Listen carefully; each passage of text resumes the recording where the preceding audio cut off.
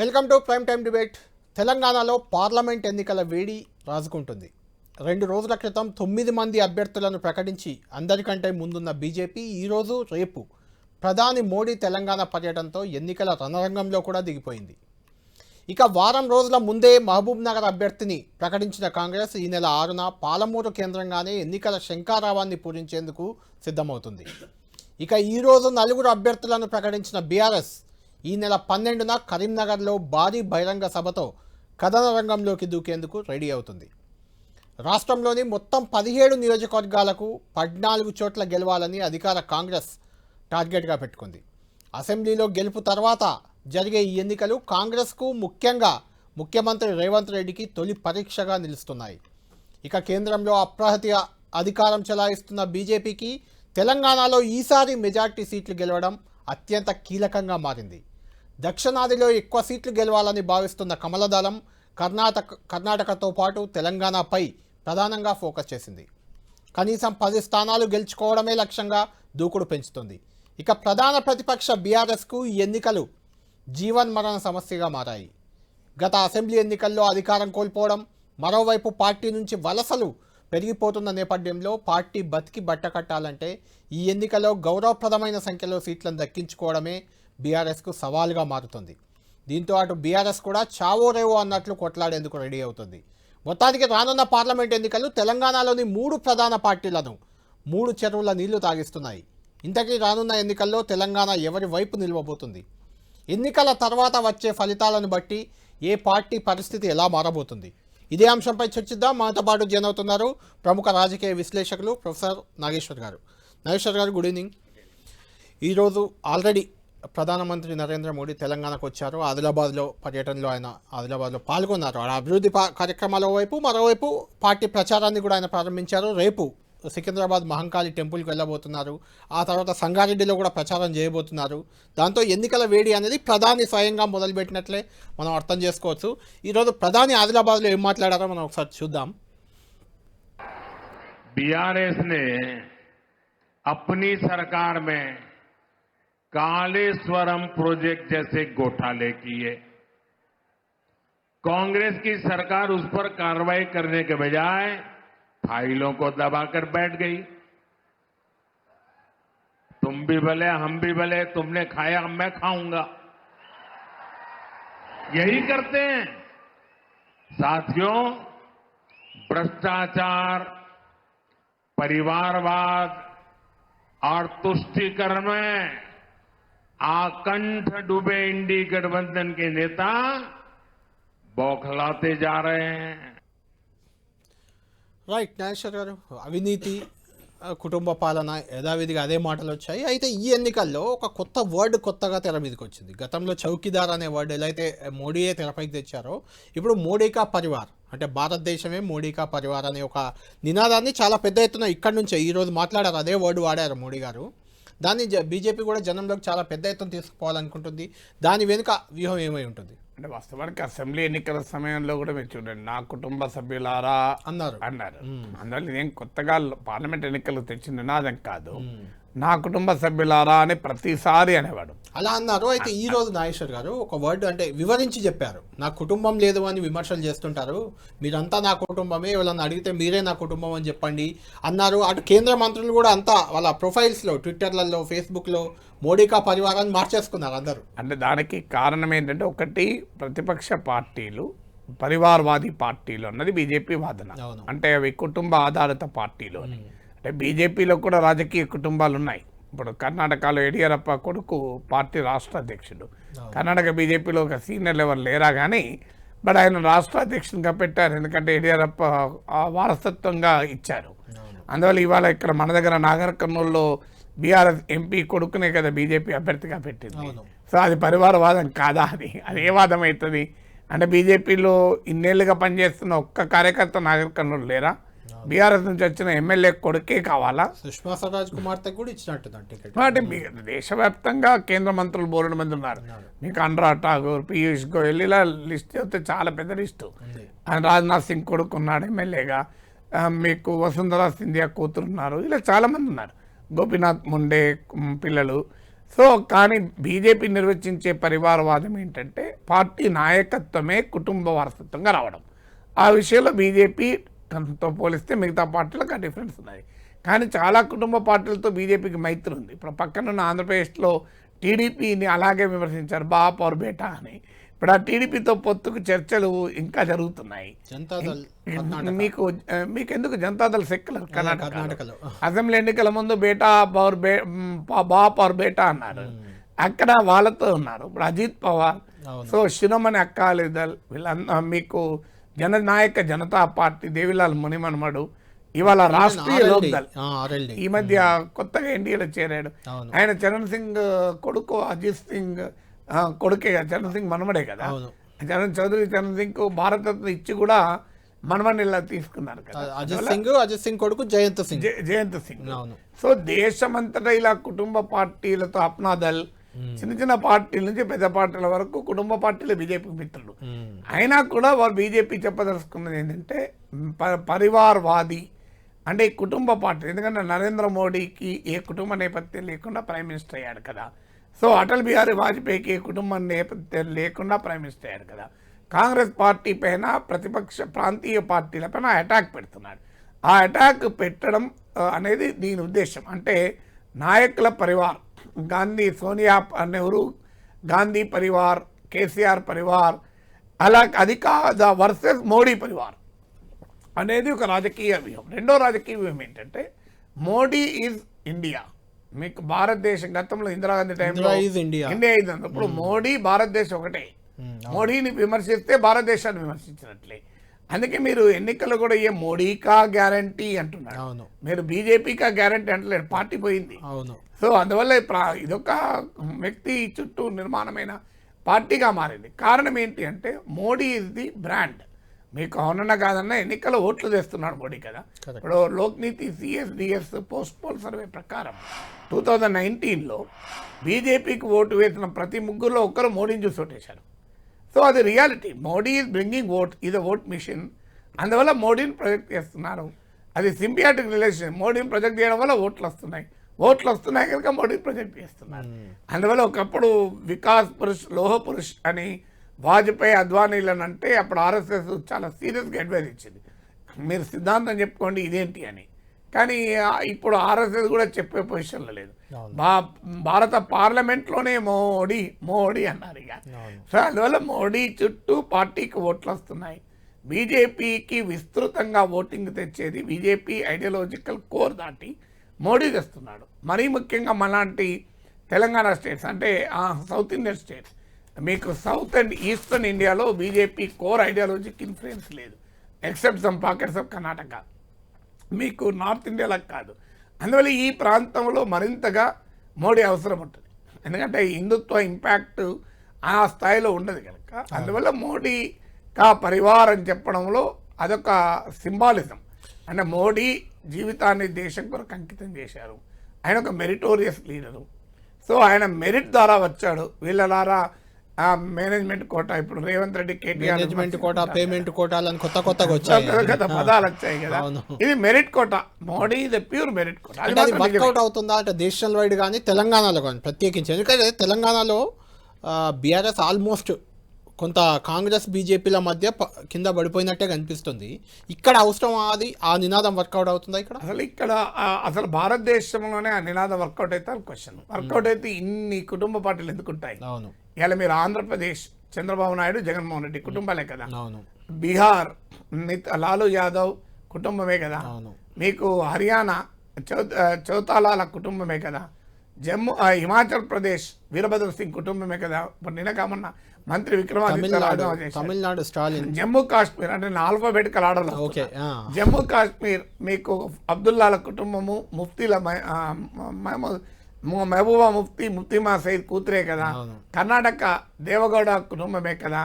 మీకు మహారాష్ట్ర మీకు బాల్ ఠాక్రే శరద్ పవార్ల కుటుంబమే కదా. ఒరిస్సా బిజు జనతాదళ్ కుటుంబమే కదా.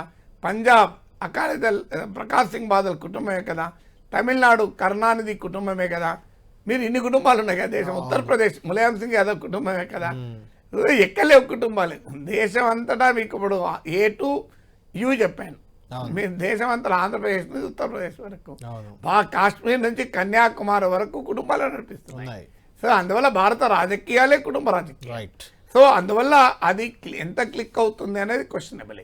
But when it is compared with Modi, అంటే ఒక పేద కుటుంబం నుంచి వచ్చి కేవలం తన మెరిట్ పైన పార్టీలో అంతర్గతంగా ఎదిగి వచ్చిన నేతగా వచ్చినప్పుడు ఆ కంపారిజన్ మాత్రం పనిచేస్తుంది. ఓకే. కేవలం కుటుంబ పార్టీలను విమర్శ పనిచేయదు, కానీ దాన్ని నరేంద్ర మోడీ ప్రొఫైల్తో, నరేంద్ర మోడీ ఎవల్యూషన్తో మీరు జక్స్టపోజ్ అంటారు ఇంగ్లీష్లో, అంటే ఆ రెండింటిని కాంట్రాస్ట్ పెట్టి చూసినప్పుడు మాత్రం డెఫినెట్గా అది కొంత ఇంపాక్ట్ చూపెడుతుంది. తెలంగాణలో ఎంత చూపెడుతుందన్న తర్వాత సంగతి, కానీ బట్ దేశంలో కొంత ఇంపాక్ట్ అయితే చూపెడుతుంది. అంటే గత ఎన్నికల్లో నాగేశ్వర్ గారు అసెంబ్లీ ఎన్నికల్లో మనం జాబితాలు వాటి గురించి కూడా చర్చిద్దాం. దానికంటే ముందు అసెంబ్లీ ఎన్నికల్లో బీఆర్ఎస్ బీజేపీ ఒక్కటే అనే ప్రచారాన్ని కాంగ్రెస్ చాలా పెద్ద ఎత్తున తీసుకెళ్ళింది. కొంత అది వర్కౌట్ అయినట్లు కూడా కనిపించింది.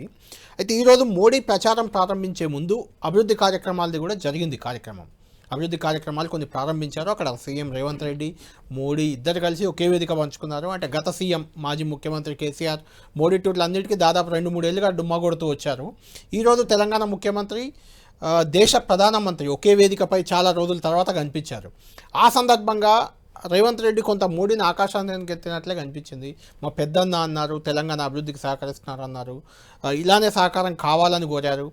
అక్కడి వరకు ఓకే. అయితే దానికి కౌంటర్గా కవిత కూడా రియాక్ట్ అయ్యారు. రియాక్ట్ అవుతూ పెద్దన్న ఎలా బడ్జెట్లో ₹1 కూడా కేటాయించలేదు, ఈ రెండు పార్టీలు ఒకటే అని మేము మొదటి నుంచి చెప్తున్నాం, ఈరోజు రుజువైంది అంటున్నారు. అంటే ఇప్పుడు బీజేపీ కాంగ్రెస్ ఒక్కటే తెలంగాణలో అనే నినాదం బీఆర్ఎస్ తీసుకునే అవకాశం కనిపిస్తుంది. అంటే రేవంత్ రెడ్డి అనడము అప్రాప్రియేట్ ఎలక్షన్ టైంలో అనేది క్వశ్చనబులే. ఎందుకంటే ప్రధానమంత్రి వచ్చినప్పుడు వేదిక పంచుకోవడం తప్పలేదు, రాష్ట్ర అభివృద్ధికి విజ్ఞాపన ఇవ్వడం తప్పలేదు, కానీ పర్సనల్ ప్రైజ్ అనేది ఎలక్షన్ టైంలో అడ్వైజబుల్ కాదు. కానీ బీజేపీ కాంగ్రెస్ ఒకటే అని ఎవరు అనుకోరు.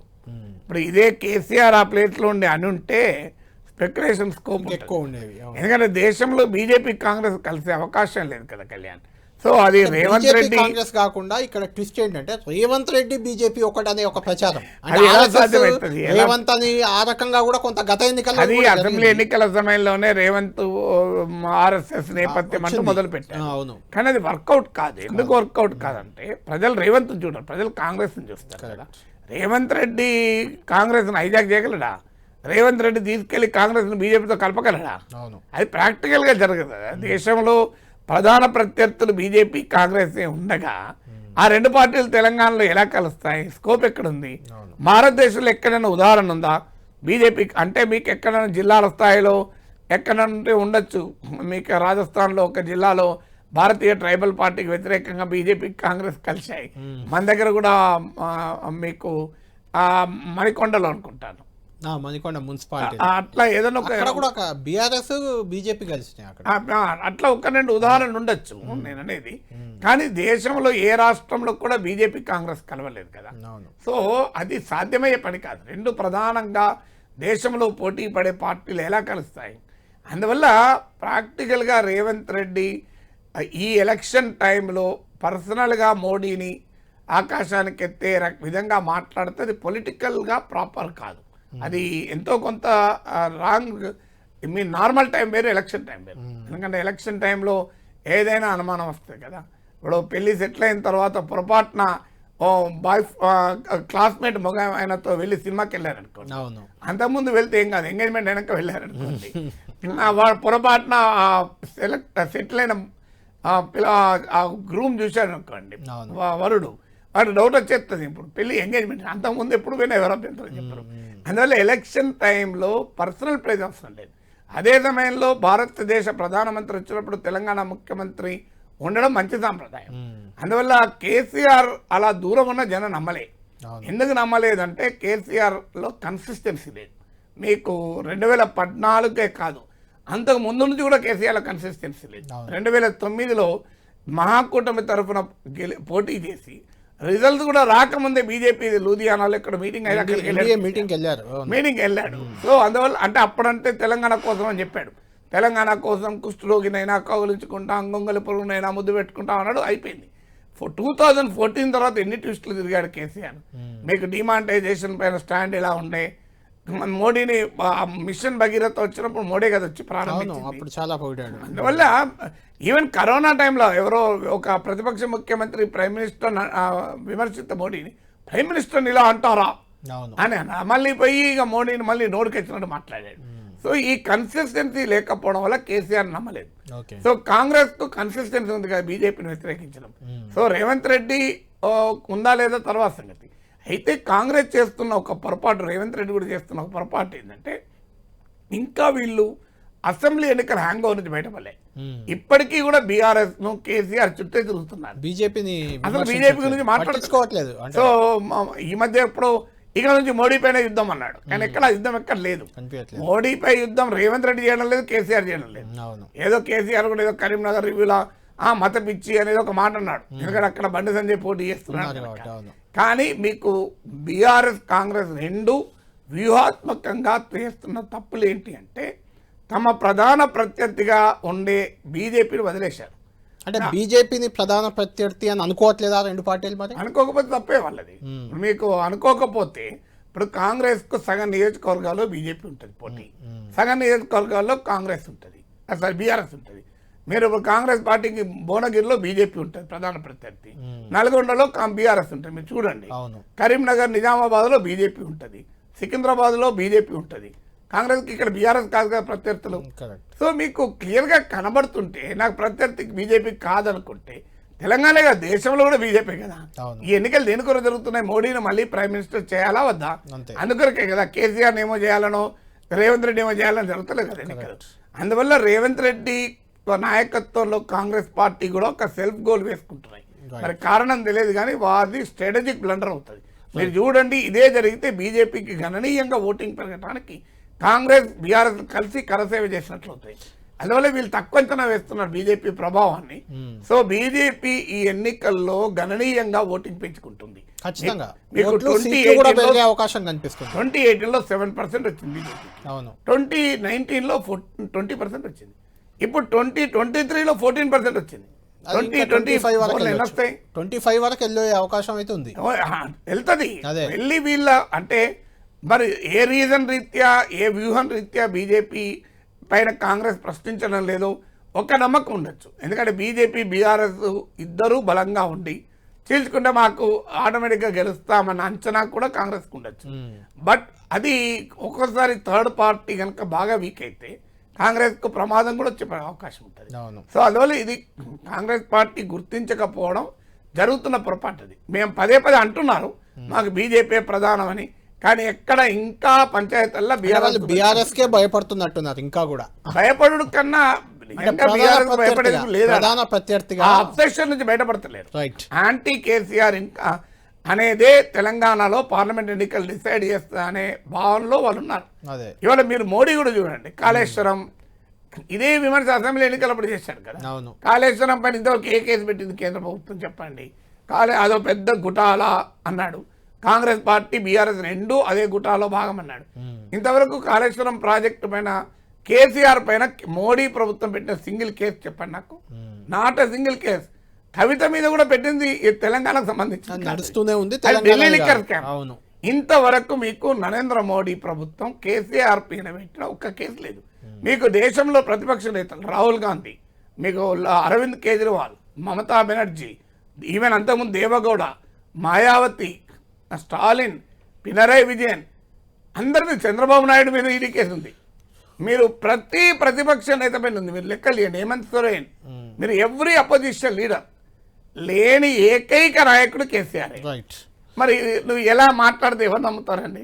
రైట్ నాగేశ్వర్ గారు, ఇంకొకటి బీజేపీ బీఆర్ఎస్ రెండు ఒకటే అనే ప్రచారం జరిగింది. ఆ రెండు పార్టీల మధ్య పొత్తు కూడా ఉంటుంది లోక్సభ ఎన్నికల్లో అంటూ కూడా చర్చలు వచ్చాయి. కొంత బీఆర్ఎస్ నుంచే ప్రయత్నాలు జరిగినట్లు వార్తలు వచ్చాయి. మొత్తానికి పొత్తు లేదు అని తేలిపోయింది. బీజేపీ 9 మందిని ప్రకటించింది. బీఆర్ఎస్ పార్టీ కూడా ఆల్రెడీ 4 అధికారికంగా ప్రకటించింది. అసలు అభ్యర్థుల ప్రకటన ఎలా ఉంది, ఆ అభ్యర్థులు ఎలా ఉన్నారు, ఏ పార్టీ అభ్యర్థులు ఎలా ఉన్నారు, ప్రకటించబోయే ఎందుకు ఆగాయి మిగిలిన నియోజకవర్గాలు, అక్కడ ఎలాంటి పోటీ ఉంది, ఎక్కడెక్కడ ఎవరు ఎలాంటి అభ్యర్థులు ఉన్నారు పోటీలో అనేది మనం ఒకసారి చర్చిద్దాం. ఒక చిన్న బ్రేక్ తర్వాత అటు బీఆర్ఎస్, బీజేపీ, కాంగ్రెస్ 3 ప్రధాన పార్టీలు ఇప్పటి వరకు ప్రకటించిన అభ్యర్థులు ఎవరు, దాదాపు ఖరారైన అభ్యర్థులు ఎవరు, మిగిలిన నియోజకవర్గాల్లో ఎలాంటి పోటీ ఉంది, ఏ పార్టీ నుంచి ఏ పార్టీ వరకు నేతల వలసలు జరిగే అవకాశం కనిపిస్తుంది. బీజేపీ ఆల్రెడీ మొన్ననే 9 మంది అభ్యర్థులను ప్రకటించింది. తెలంగాణలోని 17 లోక్సభ స్థానాలు ఉంటే 9 మంది, సగానికి పైగా అభ్యర్థులను ఆల్రెడీ ప్రకటించేసింది బీజేపీ. ఈరోజు మోడీ ప్రచారంతో ప్రచార పర్వాన్ని కూడా ప్రారంభించింది.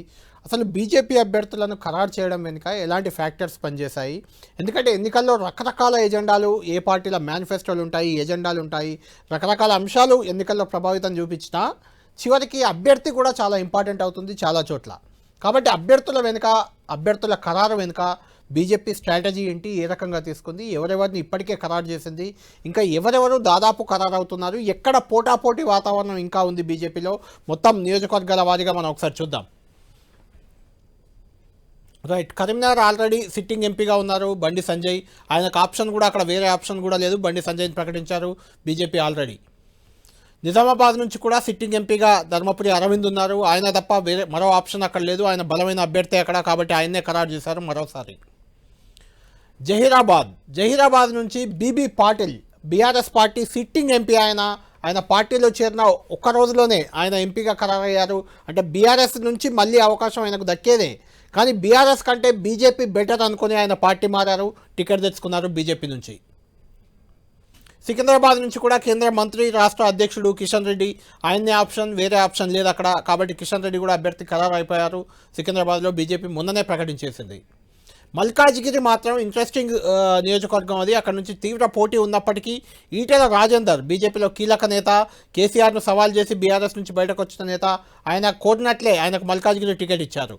ఇక బీజేపీ నాయకురాలు, బీజేపీలో పార్టీలో లేరు, ఆమె హిందుత్వాన్ని ముందుకు తీసుకెళ్తున్న నాయకురాలు మాధవి లత, టికెట్ ఇచ్చాక ఆమె బీజేపీ సభ్యత్వం తీసుకున్నారు. హైదరాబాద్ నుంచి మాధవి లతకి అవకాశం దక్కింది. నాగర్ కర్నూలు కూడా అక్కడ sitting MP Ramulu BRS party నుంచి ఉన్నారు. ఆయన కుమారుడు పి భరత్ పార్టీలో చేరిన వెంటనే ఆయనకు టికెట్ దక్కించారు. రాములు అక్కడ నిలబడితే బీఆర్ఎస్ నుంచి టికెట్ వచ్చేదే, కానీ ఆయన బీజేపీ బెటర్ ఆప్షన్ అనుకుని బీజేపీలోకి వెళ్ళారు, బీజేపీ టికెట్ దక్కించుకున్నారు. చేవెళ్ళ మాజీ ఎంపీ కొండా విశ్వేశ్వరరెడ్డి, అక్కడ కూడా బీజేపీకి మరో ఆప్షన్ లేదు, కొండా విశ్వేశ్వరరెడ్డి ఒక్కటే ఉండడంతో ఆయనకే టికెట్ ఖరారైంది. బూర నర్సయ్య గౌడ్, ఈయన కూడా మాజీ ఎంపీ, అక్కడ కూడా ఒకటే ఒక నాయకుడు, బలమైన నాయకుడు ఉన్నారు, దాంతో ఆయనకు మరోసారి అవకాశం దక్కింది. గత 2 సార్లు ఆయన బీఆర్ఎస్ నుంచి పోటీ చేశారు, ఈసారి బీజేపీ నుంచి బరిలో దిగుతున్నారు. ఇక 9 మంది ఖరారు అయితే దాదాపు ఖరారైన పరిస్థితి కనిపిస్తుంది. అక్కడ బలమైన అభ్యర్థులు ఎవరైనా వస్తే మారే అవకాశం ఉంది.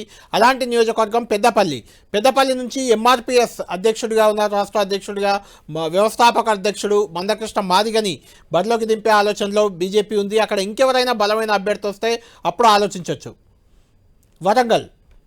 వరంగల్లో ఆరూరు రమేష్, ఆయన వాస్తవానికి ఇంకా బీఆర్ఎస్లోనే ఉన్నారు, బీజేపీలో చేరలేదు. ఆయనకు దాదాపుగా టికెట్ హామీ ఇచ్చినట్టు తెలుస్తుంది. ఆయన పార్టీలో చేరితే ఆయనే అక్కడ బీజేపీ అభ్యర్థి కాబోతున్నారు. ఆదిలాబాద్ నుంచి కూడా రాథోడ్ రమేష్, సిట్టింగ్ ఎంపీ స్వయం బాబురావును బీజేపీ పక్కన పెట్టింది, ఆయనకి ఈసారి టికెట్ ఇవ్వలేదు. రాథోడ్ రమేష్కి అక్కడ ఆదిలాబాద్ టికెట్ ఇచ్చే అవకాశం కనిపిస్తుంది. లేదంటే బీఆర్ఎస్లో ఉన్న మరొక మాజీ ఎంపీ కూడా బీజేపీ వైపు చూస్తున్నారు, ఆయనకైనా టికెట్ దక్కొచ్చు. మెదక్లో కూడా దాదాపు రఘునందన్ రావు పేరు ఖరారైంది. అయితే రఘునందన్ రావును వ్యతిరేకించే ఒక వర్గం మాత్రం ఆయనకు టికెట్ వద్దంటున్నారు, దాంతో అది పెండింగ్లో పెట్టారు, ఇప్పటివరకు ఇంకా అనౌన్స్ చేయలేదు. దాదాపు రఘునందన్ రావే మెదక్ అభ్యర్థి అయ్యే అవకాశం ఉంది. మహబూబ్ నగర్, ఇది ఖచ్చితంగా ఇంట్రెస్టింగ్ సీట్. ఇది మహబూబ్ నగర్లో డీకే అరుణ మాజీ మంత్రి, జితేందర్ రెడ్డి మాజీ ఎంపీ, ఇద్దరు హోరాహోరీగా తలపడుతున్నారు. ఎవరు తగ్గట్లేదు, నాదే టికెట్ అని డీకే అరుణ చెప్తున్నారు, నాదే టికెట్ అంటూ జితేందర్ రెడ్డి ఉన్నారు. ఇక్కడ మాత్రం బీజేపీకి కొంత ఇబ్బందికర పరిస్థితి ఉంది. ఇద్దరిలో ఎవరిని ఒప్పిస్తారు, ఎవరికి టికెట్ ఇస్తారు, మరెవరికి ఇంకే రకంగా న్యాయం చేస్తారు అనేది ఖచ్చితంగా ఇంట్రెస్టింగ్ ఫ్యాక్టర్ కాబోతుంది. అదే జరిగితే మరో నాయకులు, అంటే డీకే అరుణకు టికెట్ ఇస్తే జితేందర్ రెడ్డి ఎంతవరకు సహకరిస్తారు, జితేందర్ రెడ్డికి ఇస్తే డీకే అరుణ ఎంతవరకు సహకరిస్తారు అనేది మనం చూడాలి. రైట్, నాగేశ్వర్ గారు, టికెట్లు దాదాపు 9 ఖరారు అయ్యాయి చూసాం, మిగిలిన ఖరారు కావాల్సి ఉంది. ఇందులో మల్కాజ్గిరి ఒకటి, మహబూబ్ నగర్ ఒకటి, ఈ రెండు చాలా ఇంట్రెస్టింగ్ ఉన్నాయి. ఎందుకంటే అక్కడ మురళీధర్ రావు, ఈటెల రాజేందర్ తీవ్ర పోటీ పడ్డారు, ఈటెల రాజేందర్కి ఇచ్చేశారు అది. అయితే మహబూబ్ నగర్లో జితేందర్ రెడ్డి, డీకే అరుణ కూడా అలానే పోటీ పడుతున్నారు. ఇక్కడ ఇంకా ఖరారు చేయలేదు, అది బీజేపీకి సవాల్గా మారింది. ఓవరాల్గా మీకు ఈ అభ్యర్థుల పేర్లు, నాయకుల పేర్లు ఖరారు అయిన వాళ్ళే, కాబోయే వాళ్ళే చూస్తే ఏమనిపిస్తుంది? ఈ ట్రెండ్ చూస్తే అసెంబ్లీ ఎన్నికల్లో ఎలాగైతే అభ్యర్థులు లేదో బీజేపీకి, ఇతర పార్టీల నుంచి నేతలు ఎప్పుడు వస్తారు, వాళ్ళకి ఎప్పుడు టికెట్లు ఇద్దాం అని ఎదురు చూస్తూ కూర్చున్నారు. అవును, సో అలాంటి పరిస్థితి ఇప్పుడు పార్లమెంట్ ఎన్నికల్లో కూడా ఉన్నారు. అంటే బీజేపీకి ఓట్లు వస్తున్నాయి కానీ నేతలు లేరు, సొంతగా పార్టీలో నాయకత్వం లేదు, ఉన్న నాయకత్వం మధ్యలో ఒకరికొరకు పడదు. మీకు బండి సంజయ్ ఈటల రాజేందర్ మధ్య జరిగేది మనకు తెలుసు, రఘునందన్ రావు బండి సంజయ్ మనకు తెలుసు, ధర్మపురి అరవింద్ బండి సంజయ్ మీద మాట్లాడింది తెలుసు, కిషన్ రెడ్డికి మరొకరికి, ఇలా బీజేపీలో ఒక నేతకు మరో నేతకు మధ్య సమన్వయం లేదు. సో స్థానికంగా పార్టీ నాయకత్వం డెవలప్ కాలేదు. ఓట్లున్నాయి, ఎందుకంటే మోడీ కరిష్మా కావచ్చు, హిందూ ముస్లిం డివైడ్ కావచ్చు, హిందుత్వ రాజకీయ ప్రభావం కావచ్చు, బీఆర్ఎస్ కాంగ్రెస్ల మీద కోపం కావచ్చు, దానివల్ల ఒక థర్డ్ స్ట్రీమ్ ఆఫ్ ఓట్స్ బీజేపీకి వస్తున్నాయి. ఇప్పుడే కాదు, మీకు కార్గిల్ యుద్ధానంతరం జరిగిన ఎన్నికల్లో కూడా నాకు గుర్తు ఉమ్మడి ఆంధ్రప్రదేశ్లో కూడా 18% దాకా వచ్చినట్టు గుర్తు. అవును, అప్పుడు ఆంధ్రలో కూడా కృష్ణన్ రాజు వీళ్ళంతా గెలిచారు, 12 సీట్లు వచ్చినట్టున్నాయి. రాజమండ్రి నుంచి అప్పుడు గెలిచారు. అందువల్ల ఆ థర్డ్ స్ట్రీమ్ ఆఫ్ ఓట్స్ ఉన్నాయి. మీకు ప్రజారాజ్యం పెట్టినప్పుడు ప్రజారాజ్యం కూడా 18 ఎమ్మెల్యే సీట్లు వచ్చాయి, 71 లక్షల ఓట్లు వచ్చాయి. సో మన ఉమ్మడి ఆంధ్రప్రదేశ్ రాజకీయాల్లోనే ఈ థర్డ్ స్ట్రీమ్ ఉంది. మీకు టీడీపీ కాంగ్రెస్ పోటీ పడుతున్న టైంలో కేసీఆర్ టీఆర్ఎస్ పెడితే థర్డ్ స్ట్రీమ్ ఎమర్జ్ అయింది. అందువల్ల తెలంగాణ ఆంధ్ర రాజకీయ క్షేత్రంలో ఈ థర్డ్ స్ట్రీమ్కి ఎప్పుడు స్కోప్ ఉంది. దాన్ని బీజేపీ తనకు అనుకూలంగా వాడుకోగలుగుతుంది, కానీ నాయకత్వం లేదు. ఇప్పుడు మీకు మేము మీకు చెప్పని అంటే దాదాపు ఖరారైనవి పక్కన పెడితే ఖమ్మం, నల్గొండ, మహబూబాబాద్లో ఇప్పటికీ ఇంకా అభ్యర్థి ఎవరిని నిలబెట్టాలనేది కూడా క్లారిటీ లేదు బీజేపీలో. అంటే అక్కడ గెలిచే సీట్లు కావు అది. అప్పుడు ఆడ ఉన్నప్పుడు మీకు అక్కడ వాతావరణం లేదు. ఇప్పుడు ఏమవుతుంది అంటే పార్టీ 119 సీట్లలో దాదాపు 100 సీట్లలో బయట వాళ్ళకి ఇచ్చారు అసెంబ్లీ ఎన్నికల. దాంతో ఏమైందంటే బీజేపీ ఒరిజినల్ క్యాడర్ కోఆపరేట్ చేయడం లేదు. మీరు వాళ్ళనే పని చేయించుకోమని మమ్మల్ని ఏం చేయమంటున్నారు. వాళ్ళ ఉండరా తెలియదు, వాళ్ళు ఎప్పుడు ఉంటారో ఎప్పుడు లేరు, వాళ్ళకు టికెట్ ఇస్తే పని చేస్తే, డిగ్రీ చెప్తే పని చేయరు. సో ఇలాంటి పరిస్థితుల్లో ఉన్నది కనుక ఇంకా బీజేపీ జాతీయ నాయకత్వం తెలంగాణలో ఉన్న హోమ్ గ్రోన్ లీడర్షిప్ కన్నా ఇంపోర్టెడ్ లీడర్స్ పైన ఎక్కువ ఆశలు పెట్టుకున్నది. అందుకే మురళీధర్ రావును కాదని ఈటల రాజేందర్కి ఇచ్చారు. బండి సంజయ్నే డ్రాప్ చేసి ఈటల రాజేందర్ క్యాంపెయిన్ కమిటీ ఇచ్చారు. అసెంబ్లీ ఎన్నికల్లో ఆ స్ట్రాటజీ పూర్తిగా ఫెయిల్ అయింది. ఇప్పుడు ఈ ధోరణి మీకు స్పష్టంగా కనబడుతుంది. ఇప్పుడు నాగర్ కర్నూల్లో, అలాగే మీకు జహీరాబాద్లో కొంత బెటర్ ఓటింగ్ వచ్చే సీట్ అది. ఎందుకంటే అక్కడ కర్ణాటక ఇన్ఫ్లుయెన్స్ ఉంటుంది, లింగాయత్ కమ్యూనిటీ బలమైన community, of course BB Patil కూడా అదే కమ్యూనిటీ, కానీ బట్ అక్కడ బీజేపీ కొంత రిలేటెడ్ గ్రౌండ్ అది. సో అయినా కూడా అక్కడ సొంత అభ్యర్థి లేడు. ఇప్పుడు ఈవెన్ ఖమ్మంలో కూడా నామా నాగేశ్వరరావు వస్తారని బీజేపీ వెయిట్ చేసింది. అవును, కానీ ఇక్కడ కూడా ఈవెన్ కవిత వస్తారని వెయిట్, కానీ ఆమె ఆల్రెడీ బీఆర్ఎస్ అభ్యర్థిగా నామా నాగేశ్వరరావు అయ్యారు, కవిత అయ్యారు. ఇద్దరిని బీఆర్ఎస్ తొందరపడి ప్రకటించినట్టుంది. లేట్ చేస్తే మళ్ళీ వాళ్ళు బీజేపీ అభ్యర్థులుగా ప్రకటించబడతారేమో అని, అందువల్ల అర్జెంటుగా ప్రకటించారు. సో అందువల్ల ఆ ప్రాబ్లం రఘునందన్ రావు కూడా ఇప్పుడు అనుమానం అంజిరెడ్డి అని ఇంకో క్యాండిడేట్ వస్తుంది ముందుకు వచ్చారు. ఇప్పుడు మాధవీలత, ఈవెన్ నాగేశ్వర్ గారు ఇక్కడ మనం చూస్తే కూడా కిషన్ రెడ్డి మినహాయిస్తే, బీజేపీలో పుట్టి పెరిగింది కిషన్ రెడ్డి, బండి సంజయ్ మినహాయిస్తే, ధర్మపురి అరవింద్ లాస్ట్ ఎన్నికల్లో గెలిచారు. అంతకుముందు ఆయన కూడా బీజేపీ ఏం కాదు. ఈటల రాజేందర్ కాదు, మాధవీలత కాదు, భరత్ కాదు, కొండా విశ్వేశ్వరరెడ్డి కూడా బీజేపీకి ఏం కాదు, బూర నర్సయ్య గౌడ్ కూడా కాదు, మందకృష్ణ మాదిగ కాదు, ఆరోజు రమేష్ కాదు, ఇప్పుడు ఇంకా రాబోవడానికి ఉన్నాడు ఆయన రెడీగా, రాథోడ్ రమేష్ కాదు, రఘునందన్ రావు కాదు, డీకేఆర్న కాదు, జితేందర్ రెడ్డి కాదు, ఎవరు కాదు. అదే అందుకే నేను చెప్పేది క్లియర్ వీక్నెస్ ఆఫ్ బీజేపీ కనబడుతోంది. అవును, కేవలం ఓట్లున్నాయి కనుక ఇంపోర్టెడ్ లీడర్లతో రాజకీయం చేయాలని బీజేపీ చూస్తోంది. ఈ స్ట్రాటజీ అసెంబ్లీ ఎన్నికల్లో కూడా ఓట్లు పెంచాయి, సీట్లు పెంచాయి కనుక అధికారం రాలే. ఈవెన్ ఇక్కడ కూడా రేపు జరగబోయేది అదే. కర్ణాటకలో ఏమో బీజేపీ సొంత నాయకత్వం ఉంది. అందువల్ల మీకు తెలంగాణలో ఈ ఇంపోర్టెడ్ లీడర్షిప్ పైనే ఆధారపడి పెరగాలి అన్నది బీజేపీ విధానము. సో ఇది ఎంతవరకు క్లిక్ అవుతుంది అనేది క్వశ్చనబుల్. అంటే మోడీ చరిష్మా అనేది పార్లమెంట్ ఎన్నికలకు డిఫరెంట్గా ఉంది. గత ఎన్నికలకు కంపేర్ చేసినప్పుడు కూడా అప్పుడు అసెంబ్లీ ఎన్నికలకు పార్లమెంటుకు చాలా వ్యత్యాసం ఉంది. ఓటింగ్ శాతం, సీట్లు కూడా ఈవెన్ అప్పుడు గెలిచింది ఒకే ఎమ్మెల్యే సీటు గోషామాల్, కానీ బీజేపీ 4 ఎంపీలు గెలిచారు. అందుకొరకే అది ఇతర పార్టీ నుంచి వచ్చేది. ఇతర పార్టీ నుంచి ఎందుకు వస్తున్నారు? ఒకటి, అసెంబ్లీ ఎన్నికల కన్నా లోక్సభ ఎన్నికల్లో బీజేపీ పర్ఫార్మెన్స్ బెటర్ ఉంటుంది. 2, రేపు అది ఇక్కడ గెలిస్తే ఎంపీగా కేంద్రంలో మంత్రి అయ్యే అవకాశం ఉంటుంది. ఇప్పుడు కిషన్ రెడ్డి అంబర్పేటలో గెలిచుంటే అవును. కేంద్ర మంత్రి అయ్యేవాడు కాదు. అయ్యేవాడు కాదు. కానీ మల్కాజ్ నుంచి రామచంద్రరావు గెలిచుంటే బహుశా మంత్రి అయ్యేటోడేమో. అయ్యేవారు. అవును. సో అట్లా ఇప్పుడు కిషన్ రెడ్డి కనుక గెలవకపోతే బండి సంజయ్ మంత్రి అయ్యేవాడేమో. అవును. సో అందువల్ల ఎన్నికల్లో పార్లమెంట్ గెలిస్తే మంత్రి అయ్యే అవకాశం ఉంటుంది. మీకు డీకే అరుణ, జితేందర్ రెడ్డి వీళ్ళందరూ ఎందుకు పోటీ ఈటెల పడుతున్నారు? రాజేందర్, ఈవెన్ ఈటల రాజేందర్ వీళ్ళందరూ కూడా నమ్మకం ఆశ ఏంటంటే మల్కాజ్గిరిలో గెలిచామనుకోండి అవును. కేంద్ర మంత్రి అయ్యే అవకాశం ఉంటుంది. మురళీధర్ రావు రేపు అభ్యర్థి గెలిచినా కూడా. సో బండి సంజయ్ ఇలాంటి వాళ్ళందరూ కూడా ఆ ఆపర్చునిటీ ఉంటుంది. అందువల్ల మోడీ కరిష్మాతోనే కదా లాస్ట్ టైం స్వయం బాపురావు కాంగ్రెస్ నుంచి వచ్చి కూడా ఆదిలాబాద్ లాంటి సీట్లు బీజేపీ తరఫున గెలిచారు. అవును. సో అందువల్ల ఆ డైమెన్షన్ ఉంది. అంటే ఇప్పుడు స్వయం బాబురావుకు టికెట్ ఇవ్వకపోవడాన్ని, అంటే సిట్టింగ్ ఎంపీ ఒక్కరికే టికెట్ ఇవ్వలేదు, దాన్ని ఎలా చూడాలి మనం? అంటే బహుశా ఆయన అసెంబ్లీ ఎన్నికల టైంలోనే కాంగ్రెస్ లో పోతారని వార్తలు కూడా అదే ఉంది. ఇప్పుడు కూడా అదే అనుమానం ఉండొచ్చు. కాంగ్రెస్ అభ్యర్థి అవుతారని కూడా ఉంది. కాంగ్రెస్ అభ్యర్థి అవుతారని కూడా అనుమానం ఉంది. సో ఆ అనుమానం వల్ల అంటే వొలటాలిటీ ఉన్నప్పుడు ఆ రిస్క్ తీసుకోరు కదా. ఒకసారి అభ్యర్థిగా ప్రకటించిన తర్వాత వాళ్ళు కాంగ్రెస్కి వెళ్ళిపోయారు. ఇంకా అంటే వేరే పార్టీ ప్రకటించాక వెళ్ళకపోయేవాడేమో, ప్రకటిస్తే అంటే అనుమానం ఉండొచ్చు. ఎందుకంటే అక్కడ ఇంకా రమేష్ రాథోడ్ కానీ మీరు ఇంతకుముందు చెప్పినట్టు మాజీ ఎంపీ మంత్రి నగేష్ కూడా ఉన్నారు. సో వస్తారని అంచనాలు ఉన్నట్టున్నాయి.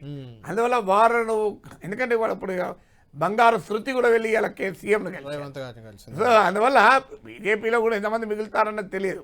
ఇటు నుంచి అటు నుంచి ఇటు వస్తే టికెట్ రాని వాళ్ళంతా.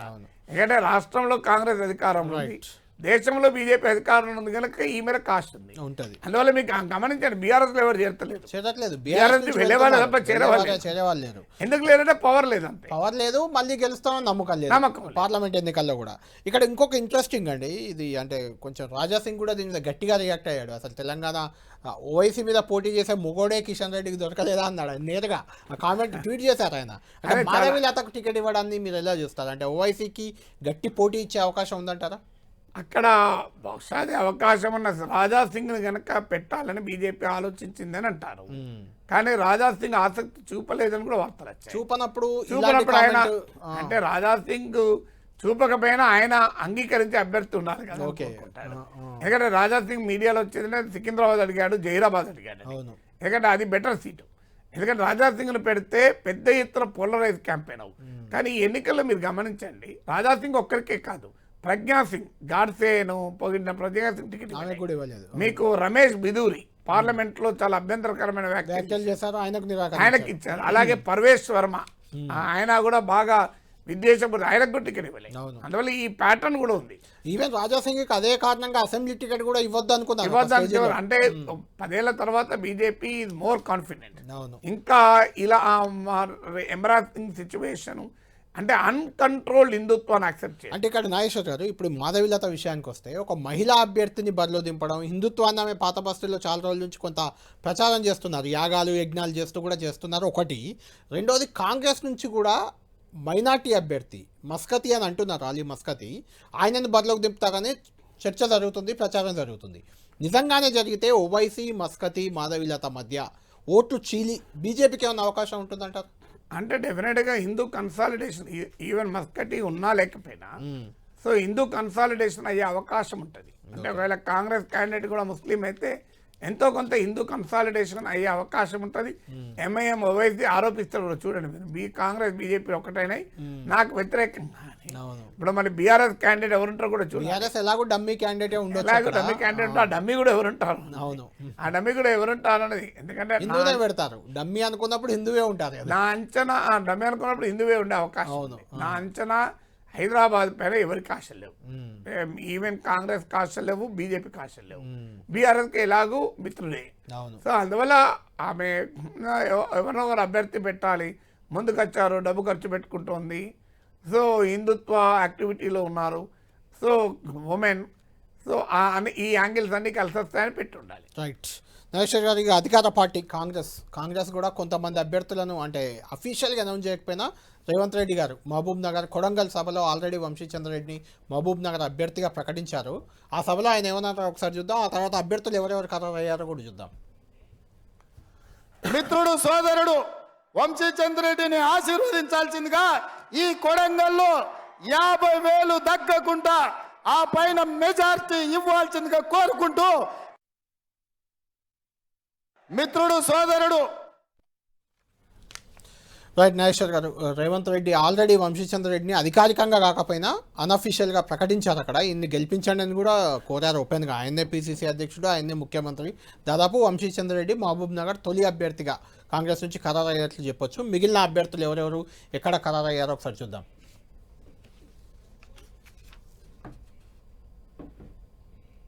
రైట్, వంశీచంద్ర రెడ్డి మహబూబ్ నగర్ నుంచి దాదాపు మనం ఇప్పుడే విన్నాం ఖరారయ్యారు. ఆయన ప్రచారం కూడా చేసుకుంటున్నారు. అధికారికంగా ప్రకటన మాత్రం రావాల్సింది. సునీత మహేందర్ రెడ్డి చేవెళ్ల నుంచి కూడా మహేందర్ రెడ్డి మాజీ మంత్రి, వాళ్ళ wife Vikarabad ZP chairman, BRS నుంచి కాంగ్రెస్లో చేరారు. ఆమె కూడా దాదాపు ఖరారు అయిపోయినట్లు తెలుస్తుంది. పెద్దపల్లి నుంచి కూడా గడ్డం వంశీకృష్ణ, గడ్డం వివేక్ తనయుడు, ఆయన కూడా పెద్దపల్లి ఎంపీ అభ్యర్థి అయ్యే అవకాశం ఉంది. అక్కడ వెంకటేష్ నేత కూడా పార్టీలో చేరారు, అయినా వంశీకృష్ణకే ఎక్కువ అవకాశం ఉన్నట్లు తెలుస్తుంది. బలరాం నాయక్ మాజీ మంత్రి, గతంలో ఎంపీగా కూడా మహబూబాబాద్లో ఉన్నారు. ఆయన పేరే దాదాపు ఖరారు కావచ్చు అక్కడ కూడా. మెదక్ నుంచి ఆసక్తికరంగా నాగేశ్వర్ గారు నీలం మధు ముదిరాజ్ మొన్న బీఎస్పీ నుంచి పటాన్చెరు పోటీ చేసి ఓడిపోయారు. ఆ తర్వాత కాంగ్రెస్లో చేరారు. ముదిరాజ్లకి బీసీకి ఒక సీట్ ఇవ్వాలనే ఒక ఆలోచన కాంగ్రెస్ చేస్తున్నట్లు తెలుస్తుంది. మెదక్ నుంచి నీలం మధును బరిలో దింపే అవకాశం ఉన్నట్లు మనకు ఒక పక్కా సమాచారం అయితే అందుతుంది. తర్వాత దొమ్మాటి సాంబయ్య వరంగల్లో అద్దంకి దయాకర్ను దింపాలనే ఒక చర్చ జరిగింది. అయితే అద్దంకి దయాకర్ బదులు అంటే మాదిగా మాల ఈక్వేషన్స్ నేపథ్యంలో దొమ్మాటి సాంబయ్యకు అక్కడ అవకాశం దక్కబోతున్నట్లు మనకు తెలుస్తుంది.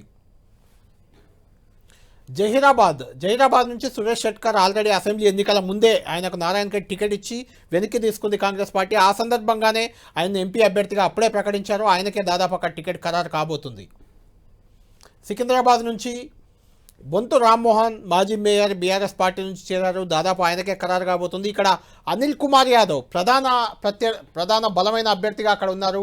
అనిల్ కుమార్ యాదవ్ని ఆల్రెడీ రాజ్యసభకు పంపించారు కాబట్టి బొంతు రామ్మోహన్కి ఇక్కడ నుంచి దాదాపు టికెట్ ఖరారు అయిందని మనకు సమాచారం అందుతుంది. హైదరాబాద్ నుంచి అలీ మస్కతి, హైదరాబాద్ నుంచి దాదాపు ఆయన్నే బరిలో దిగే అవకాశం ఉంది. గతంలో కూడా ఆయన ఎమ్మెల్యేగా బరిలో దింపాలనుకున్నారు, అప్పుడు జరగలేదు. ఈసారి మాత్రం ఎంపీగా బరిలో దింపే అవకాశం ఖచ్చితంగా కనిపిస్తుంది. ఖమ్మం అనేది చాలా తీవ్ర పోటాపోటీ ఉన్న నియోజకవర్గం కాంగ్రెస్ పార్టీలో. బీజేపీలో మల్కాజిగిరి ఎలాగో కాంగ్రెస్లో ఖమ్మం అలాగుంది.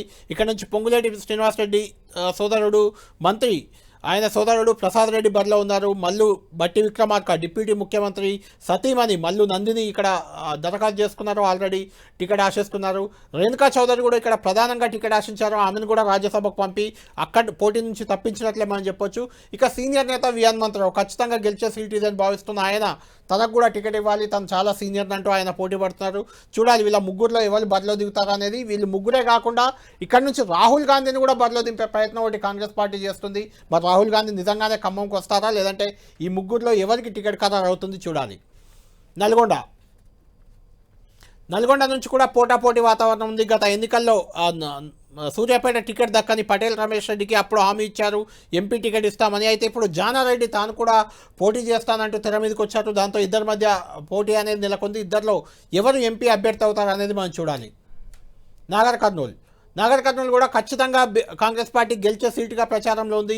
ఇక్కడ మల్లు రవికే టికెట్ అని అంతా అనుకున్నారు. అయితే అదే సేమ్ మాదిగా మాలా సామాజిక సమీకరణల నేపథ్యంలో ఇక్కడ మల్లు రవికి కాకుండా సంపత్కు టికెట్ ఇస్తారనే ఒక చర్చ జరుగుతుంది. అయితే ఓటమి గత అసెంబ్లీ ఎన్నికల్లో ఓడిపోయిన వాళ్ళకి ఎవరికి టికెట్ ఇవ్వకూడదనే ఒక నిర్ణయం కూడా కాంగ్రెస్ పార్టీ తీసుకుందనే ఒక చర్చ అయితే ఉంది.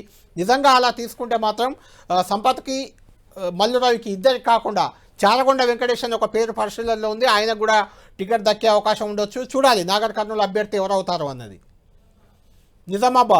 నిజామాబాద్లో ఆల్రెడీ జీవన్ రెడ్డి ఎమ్మెల్సీగా ఉన్నారు. ఆయన మాజీ ఎమ్మెల్యే ఇరావత్రి అనిల్ బీసీ ఈక్వేషన్లో ఆయన కూడా టికెట్ ఆశిస్తున్నారు. వీళ్ళిద్దరిలో ఎవరికైనా టికెట్ దక్కొచ్చు. ఓడిపోయిన వాళ్ళకి టికెట్ ఇవ్వకూడదు పార్లమెంట్ ఎన్నికల్లో అనుకుంటే మాత్రమే జీవన్ రెడ్డి కాకుండా ఇరావత్రి అనిల్కి అవకాశం ఉంటుంది. ఓడిపోయిన అసెంబ్లీ ఎన్నికల్లో ఓడిపోయిన వాళ్ళకు కూడా టికెట్ ఇచ్చే ఆలోచన కాంగ్రెస్ పార్టీ చేస్తే ఖచ్చితంగా జీవన్ రెడ్డి ఇక్కడ అభ్యర్థి అవుతారు. కరీంనగర్లో కూడా బలమైన అభ్యర్థి, వాస్తవానికి కరీంనగర్లో బలమైన అభ్యర్థి కాంగ్రెస్ పార్టీకి లేరు. అంటే జిల్లా పార్లమెంటు పరిధి మొత్తం తెలిసిన నాయకుడు, అంటే మాజీ మంత్రి లేదంటే సుదీర్ఘ రాజకీయ అనుభవం ఉన్న నాయకుడు, ఇలాంటి వాళ్ళు ఎవరు అక్కడ లేరు. దాంతో వెల్చాల రాజేందర్ రావు, మాజీ ఎమ్మెల్యే వెల్చాల జగపతిరావు తనయుడు, ఆయన కొంత పరిశీలనలో ఉంది ఆయన పేరు. అదేవిధంగా ప్రవీణ్ రెడ్డి, హుస్నాబాద్ మాజీ ఎమ్మెల్యే, మొన్న టికెట్ ఆశించారు. పొన్నం ప్రభాకర్ కోసం తన సీట్ను త్యాగం చేశారు. ప్రవీణ్ రెడ్డి పేరు కూడా పరిశీలనలో ఉంది. ఇద్దరిలో ఒకరు అభ్యర్థి అవుతారు. ఆదిలాబాద్ నుంచి రేఖా నాయక్, మాజీ ఎమ్మెల్యే, బీఆర్ఎస్ పార్టీ నుంచి చేరారు. ఆమె పేరు పరిశీలిస్తున్నారు. అదే సమయంలో మొన్న టికెట్ దక్కని, అంటే బీజేపీ ఆల్రెడీ టికెట్ అనౌన్స్ చేసింది. ఇక్కడ నుంచి సిట్టింగ్ ఎంపీ స్వయం బాబురావుకు టికెట్ ఇవ్వలేదు. ఆయన కాంగ్రెస్ వైపు చూస్తున్నారు. కాంగ్రెస్ అభ్యర్థి ఆయన్నే అవుతారనే ప్రచారం కూడా ఉంది. ఇద్దరిలో ఎవరు అభ్యర్థి అవుతారనేది చూడాలి. భువనగిరి నుంచి కూడా కోమటిరెడ్డి పవన్ రెడ్డి, కోమటిరెడ్డి సోదరుల కుమారుడు, కోమటిరెడ్డి మోహన్ రెడ్డి కుమారుడు ఆయన కూడా టికెట్ ఆశిస్తున్నారు. కైలాష్ నేత, కాంగ్రెస్ నేత, ఆయన కూడా టికెట్ ఆశిస్తున్నారు. వీటితో పాటు చామల కిరణ్ రెడ్డి కూడా అక్కడ టికెట్ ఆశిస్తున్నారు. వీళ్ళ ముగ్గురులో ఎవరికి టికెట్ దక్కబోతుంది అనేది మనం చూడాలి. మల్కాజ్గిరిలో కూడా బలమైన అభ్యర్థి కాంగ్రెస్ పార్టీకి లేరు. అది వాస్తవానికి రేవంత్ రెడ్డి మొన్నటి వరకు ఎంపీగా ఉన్న నియోజకవర్గం. అక్కడ నుంచి మైనంపల్లి హనుమంతరావు మాజీ ఎమ్మెల్యే పేరు. అదేవిధంగా బండి రమేష్, కాంగ్రెస్ నేత, మొన్న పోటీ చేశారు. ఆయన కూకట్పల్లి నుంచి ఓడిపోయారు. ఇద్దరు ఓడిపోయారు. కూకట్పల్లిలో బండి రమేష్ ఓడిపోయారు, మల్కాజ్గిరిలో మైనంపల్లి హనుమంతరావు ఓడిపోయారు. వీళ్ళిద్దరిలో ఎవరినైనా బరిలో దింపే ఆలోచన చేస్తున్నారు. మరో ప్రధాన పార్టీ నుంచి కూడా ఎవరైనా నేతలు వస్తే తీసుకొని అక్కడ టికెట్ ఇచ్చే ఆలోచన కూడా కాంగ్రెస్ పార్టీ చేస్తుంది. ఎవరైనా వస్తారా మనం చూడాలి. రైట్ నాగేశ్వర్ గారు, ఇప్పుడు ఈ పేర్లు, కాంగ్రెస్ పార్టీ అధికార పార్టీ, అది పేర్లు చూస్తే అక్కడక్కడ వాళ్ళకు కూడా అభ్యర్థులు, సరైన అభ్యర్థులు లేనట్లుగా అనిపిస్తుంది. అంటే వాళ్ళకు కూడా ఏంటంటే ఇప్పుడు ఈ ఎన్నికలకు వచ్చే వరకు ఒకటి పార్టీని చూసి ఓటేస్తారని నమ్మకం పార్టీలకు వచ్చేసింది. అందువల్ల అభ్యర్థి, బలమైన అభ్యర్థి అనే యాంగిల్ కన్నా కూడా పార్టీ ఈక్వేషన్స్, పార్టీలో ఉండే, ఇప్పుడు మీరు భువనగిరి ఉంది, భువనగిరిలో కోమటిరెడ్డి బ్రదర్స్ కనుక గట్టిగా పట్టుబడితే వాళ్ళకి కాదని ఇంకోరికి ఇచ్చే అవకాశం ఉంటుందా? ఉండదు. సో అలాగే అలా అని ఒకే కుటుంబానికి 3 టికెట్లు ఇచ్చినట్టు కూడా అలా ఇవ్వనప్పుడు వాళ్ళు సజెస్ట్ చేసే మరొకరికి. అవును, ఇప్పుడు ఇవన్నీ కూడా ఎగ్జామ్షన్స్ ఉంటాయి. ఇప్పుడు గతంలో కూడా ఒకే కుటుంబంలో ఇద్దరికి ఇవ్వద్దు అని అన్నారు, ఇచ్చారు కదా. ఇచ్చారు. బీసీలకు పర్సెంటేజ్ ఇంత ఇస్తామన్నారు, ఇవ్వలేదు కదా. అవును. సో అందువల్ల ఎన్నికలకు వచ్చేవరకు ఇవన్నీ ఉంటాయి. తర్వాత మాది ఈక్వేషన్ కీలకమవుతుంది. ఎందుకు కీలకమవుతుంది అంటే ఆల్రెడీ ఉప ముఖ్యమంత్రి, శాసనసభ స్పీకరు మాలా ఉన్నారు. అందువల్ల అనివార్యంగా మాదిగలకు ప్రయారిటీ ఇవ్వకపోతే నష్టపోతారు. తెలంగాణలో మాలల కన్నా మాదిగల జనాభా ఎక్కువ. అలాగే మీకు లాస్ట్ ఎలక్షన్స్లో 2019లో కూడా ఆదివాసీ లంబాడీ విభజన కూడా ఉంది. సో ఇద్దరిని లంబాడీలను పెడతారా? ఇక్కడ బలరాం నాయక్ను, మహబూబాబాద్లో అక్కడ రేఖా నాయక్ను పెడతారా? సో అక్కడ స్వయం బాబురావు ఆదివాసీ ఈక్వేషన్స్. లాస్ట్ టైం ఆ మిస్టేక్ కాంగ్రెస్ చేసింది కనుకనే బీజేపీ ఆదిలాబాద్ గెలవగలిగింది. ఎందుకంటే ఆదివాసీ లంబాడీల మధ్య డివిజన్ కూడా చాలా ప్రొనౌన్స్డ్గా ఉంది. సో అందువల్ల ఆ డివిజన్ దృష్టిలో పెట్టుకున్నప్పుడు ఆ ఫ్యాక్ట్ ఉంటుంది. మనం ఇంతమంది అన్నట్టు వరంగల్లో అద్దెంకి దయాకర్కు వచ్చే అవకాశం ఉండిపోతుంది. అంటే మల్లు రవి, సంపత్, ఇవన్నీ కూడా ఏమవుతుందంటే పెద్దపల్లి మాల అనేది దాదాపు ఖరారు అయిపోయింది. కాబట్టి కంపల్సరీగా మాదిగలకి ఇవ్వాలి ఈక్వేషన్. అవును, ఇద్దరు ఎంపీ సీట్లు మాదిగలకి ఇవ్వాలి ఖచ్చితంగా. 2 ట్రైబల్ రిజర్వ్ లో ఒకటి ఆదివాసీ లంబాడీకి ఇవ్వాలి. సో అందువల్ల ఈ సోషల్ ఈక్వేషన్స్ ఉంటాయి. ఇప్పుడు కొన్ని చోట్ల డబ్బులు ఎవరు గట్టిగా పెట్టుకోగలరు. ఇప్పుడు మీకు అల్లు అర్జున్ మామ కూడా మల్కాజ్గిరి నుంచి యాడ్ అయ్యాడు. సో అందువల్ల ఈ ఈక్వేషన్స్ ఉంటాయి, మనీ ఈక్వేషన్స్ ఉంటాయి, ప్రత్యర్థి ఎవరు అన్న ఈక్వేషన్ కూడా ఉంటాయి. ఇప్పుడు మీరు అన్నట్లు ఇప్పుడు మెదక్ ఉంది, ఆడ నీలం మధు ఏంటంటే ముదిరాజ్ కమ్యూనిటీ తెలంగాణలో చాలా పవర్ఫుల్ కమ్యూనిటీ. సో బీఆర్ఎస్ ఆ కమ్యూనిటీని ఇగ్నోర్ చేసింది అన్న విమర్శలు కూడా వచ్చాయి. అంటే నాగేశ్వర్ గారు, నీలం మధుది మనం అదే విషయం మాట్లాడతాం కాబట్టి, అంటే పటాన్చెరు కాంగ్రెస్ టికెట్ ఆయనకు ముందు ఇచ్చి తర్వాత వెనక్కి తీసుకున్నారు. ఈ పరిస్థితుల్లో ఆయనకు ఎంపీ టికెట్ ఇస్తారా? అంటే ఈ ఈక్వేషన్స్ అన్ని ఉంటాయి. ఇప్పుడు అలా అంటే పటేల్ రమేష్ రెడ్డి కూడా అదే కదా. అవును, ఆయన రేవంత్ రెడ్డి మనిషి అయినా కూడా టికెట్ రాలేదు.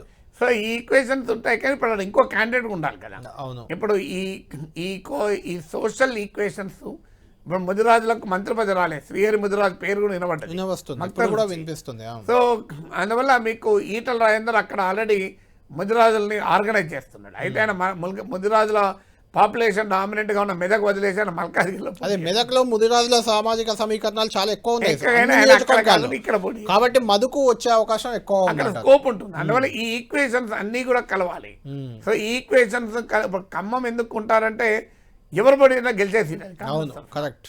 అందువల్ల ఇప్పుడు రాహుల్ గాంధీని ఖమ్మం కావచ్చు నల్గొండ నుంచి కూడా పోటీ పెట్టవచ్చు. అవును ఆ 2 సీట్లు గ్యారంటీ. ఆ 2 సీట్లు గ్యారంటీగా కాంగ్రెస్ గెలిచారు. అందులో ఖమ్మం ఇంకా సేఫ్, అవును కంపారిటివ్లీ ఖమ్మం సేఫ్ సీటు. అందువల్ల రాహుల్ గాంధీని పట్టుకొస్తే ఈ సొంత పంచాయతీ కూడా పోతుంది కదా. ఇప్పుడు బట్టి విక్రమార్క సతీమణి పొంగులేటి శ్రీనివాసరెడ్డి సోదరుడు ఈ హనుమంతరావు సీనియర్ నాయకుడు. హనుమంతరావు సీనియర్ నాయకుడు, ఆయన మధ్య బీసీ కార్డు తెస్తున్నాడు. బీసీ కార్డు అసలు నన్ను అందరు రమ్మంటాను, రా హనుమంతన్న రా అంటాను. మా బీసీలు అంతా రమ్మంటున్నారు అక్కడ అంటున్నారు. సో ఈ ఈక్వేషన్ అన్నీ ఉంటాయి. అందువల్ల సామాజిక సమీకరణలు ఉంటాయి. కాంగ్రెస్లో గ్రూపులు వాళ్ళ లాయల్టీస్ ఉంటాయి. కాంగ్రెస్ పార్టీకి ఇప్పుడు దేశవ్యాప్త ఎన్నికలకు నిధులు కొరత ఉంటుంది. ఎందుకంటే ఆల్రెడీ వాళ్ళ అకౌంట్లోనే ఐటీ డిపార్ట్మెంట్ ఆపేసింది. ఇప్పుడు 543 కాన్స్టిట్యూన్సీలో డబ్బులు కావాలి. తెలంగాణకు దాదాపు వాళ్ళు వాళ్ళు ఇవ్వరన్నప్పుడు ఎవరు ఇవ్వాలి? పెట్టుకోగలిగేవాడు అంతే. సో ఈ డైమెన్షన్స్ కూడా పనిచేస్తాయి. రేపు డబ్బులు పెట్టుకోగలిగేవాడు ఉండాలి, గెలవగలిగే వాళ్ళు ఉండాలి, ఈ గ్రూప్ లాయల్టీస్ ఉండాలి, సామాజిక సమీకరణ ఉండాలి, పోటీ ఎక్కువ ఉంటుంది. ఎందుకంటే కాంగ్రెస్ అధికారంలో ఉంది. అధికారంలో ఉన్న పార్టీ కనుక గెలవగలుగుతామన్న నమ్మకం వల్ల ఉంటుంది.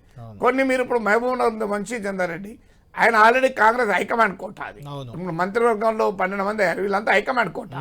ఇందులో ఎవరు ప్రత్యేకంగా రేవంత్ రెడ్డి ఎంచుకున్నాడా అనేది రేవంత్ రెడ్డికి సన్నిహితంగా ఉండే వాళ్ళు ఉండొచ్చు అలా, కానీ అది ఓవరాల్గా కంపల్సరీ కోట అది ఈ 12 మంది. అంటే ఇక్కడ నాగేశ్వర్ గారు మనం పరిశీలనలో ఉన్న పేర్లలో అంటే మీకేమనిపిస్తుంది చెప్పండి. మీరు జానారెడ్డి పటేల్ రమేష్ రెడ్డి పోటీ పడుతున్నారు, అక్కడ ఎవరు అభ్యర్థి అయ్యే అవకాశం ఉంది?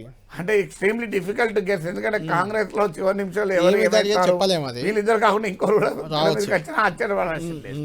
అందువల్ల ఎక్స్ట్రీమ్లీ డిఫికల్ట్ ఆ స్పెక్యులేషన్ మనం చేయలేము. ఎందుకంటే ప్రాతిపదిక ఏదో ఎవరికి తెలియదు. అందువల్ల ఇప్పుడు ఈ మధ్య కాలంలో కాంగ్రెస్ వాళ్ళు సర్వేలు కూడా అంటారు, మరి వాళ్ళు సర్వేలు ఏం చేస్తున్నారో తెలియదు. రామ్మోహన్ సికింద్రాబాద్ నుంచి ఇప్పుడు అంటే కొన్ని సీట్లలో పోటీ ఉండకపోవచ్చు. ఇప్పుడు మీకు మహబూబ్నగర్ సీట్ ఉంది, ఆడ వంశీధర్ పోటీ ఉండదు. ఎందుకంటే ఆయన కాంగ్రెస్ వర్కింగ్ కమిటీస్ అని ఆయన ఆల్రెడీ అక్కడ ఇన్వైటీగా ఉన్నాడు. సో అందువల్ల పోటీ ఉన్న చోటుని ఇబ్బంది. ఇప్పుడు సికింద్రాబాద్లో మీకు ఆ పోటీ ఉండే అనిల్ కుమార్ యాదవ్ రాజ్యసభకి వెళ్ళిపోయారు. ఖమ్మంలో పోటీ ఉన్న రేణుకా చౌదరిపై రాజ్యసభ సభ్యురాలే. మల్లు రవిని కూడా పోటీలో లేకుండా చేయడానికి ఆయనను ఢిల్లీలో అధికార ప్రతినిధి రాజీనామా లేకిచ్చారు, నాకు ఎంపీ కావాలని. అలా కావాలి. ఇప్పుడు ఆయనకి మళ్ళీ ఒకవేళ ఇది కాకపోతే అక్కడ ఉంటాడేమో. సో అందువల్ల ఈ ఫ్యాక్టర్స్ అన్నీ కూడా ఎక్కడికక్కడికి చేసి అడ్జస్ట్మెంట్ చేయాలి. అందువల్ల చివరి వరకు ఏమవుతుంది అని ఎవరు రైట్. నాగేశ్వర్ గారు, ఇక చివరిగా మనం బీఆర్ఎస్ పార్టీ గురించి మాట్లాడదాం. ఆ పార్టీలో టికెట్ ఇచ్చిన వాళ్ళు అంటే నువ్వే అభ్యర్థి అని ఖరారు చేసిన వాళ్ళు కూడా నాకు టికెట్ అర్థంటున్నారు. మొత్తానికి బీఆర్ఎస్ పార్టీలో పోటీకే కొంత నాయకులు వెనుకడు వేస్తున్నారు. మాజీ మంత్రులు, ఇమేజ్ ఉన్న నాయకులు ఎవరు కూడా ముందుకు రావట్లేదని సమాచారం అందుతుంది. ఇప్పటికైతే 4 అభ్యర్థులను ఖరారు చేశారు. కరీంనగర్ నుంచి వినోద్, పెద్దపల్లి నుంచి కొప్పుల ఈశ్వర్, అదేవిధంగా ఖమ్మం నుంచి నామా నాగేశ్వరరావు సిట్టింగ్ ఎంపీ, మహబూబాద్ నుంచి సిట్టింగ్ ఎంపీ కవిత, వీళ్ళ 4 అయితే ఖరారు చేశారు. మిగిలిన 13 నియోజకవర్గాల అభ్యర్థులను ఖరారు చేయడం అనేది మాజీ ముఖ్యమంత్రి కేసీఆర్కి సవాల్గా మారింది. తెలంగాణ ఏర్పడిన తర్వాత ఎదురైన ఒకే ఒక్క ఓటమి గులాబీ దళాన్ని గందరగోళంలో పడేసింది. రానున్న పార్లమెంట్ ఎన్నికలకు అభ్యర్థులను ఖరారు చేయడం బీఆర్ఎస్ అధినేత కేసీఆర్కు కత్తి మీద సామ్లా మరిగింది. కొంతమంది అభ్యర్థిగా ఉండమంటే కూడా ఉండమంటూ వెనక్కి పారిపోతున్న పరిస్థితి. చేవెళ్ల నుంచి సిట్టింగ్ ఎంపీ రంజిత్ రెడ్డిని పోటీ చేయించాలని భావించిన ఆయన అందుకు సుముఖంగా లేనట్లు తెలుస్తుంది. దాంతో కొత్త అభ్యర్థిని వెతుకులాడుకోవాల్సిన పరిస్థితి బీఆర్ఎస్కి ఎదురవుతుంది.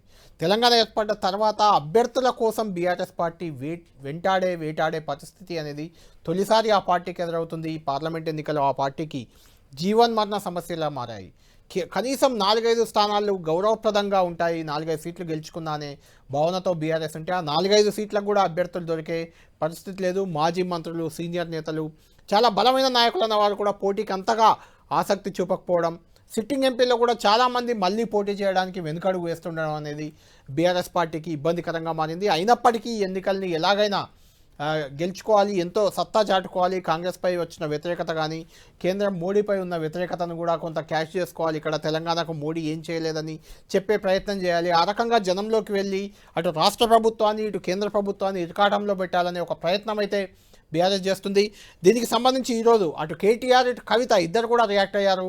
రానున్న రోజుల్లో చేపట్టబోయే ఆందోళన కార్యక్రమాలు ధర్నాలకు సంబంధించి వాళ్ళిద్దరు మాట్లాడారు. అది ముందు ఒకసారి చూద్దాం.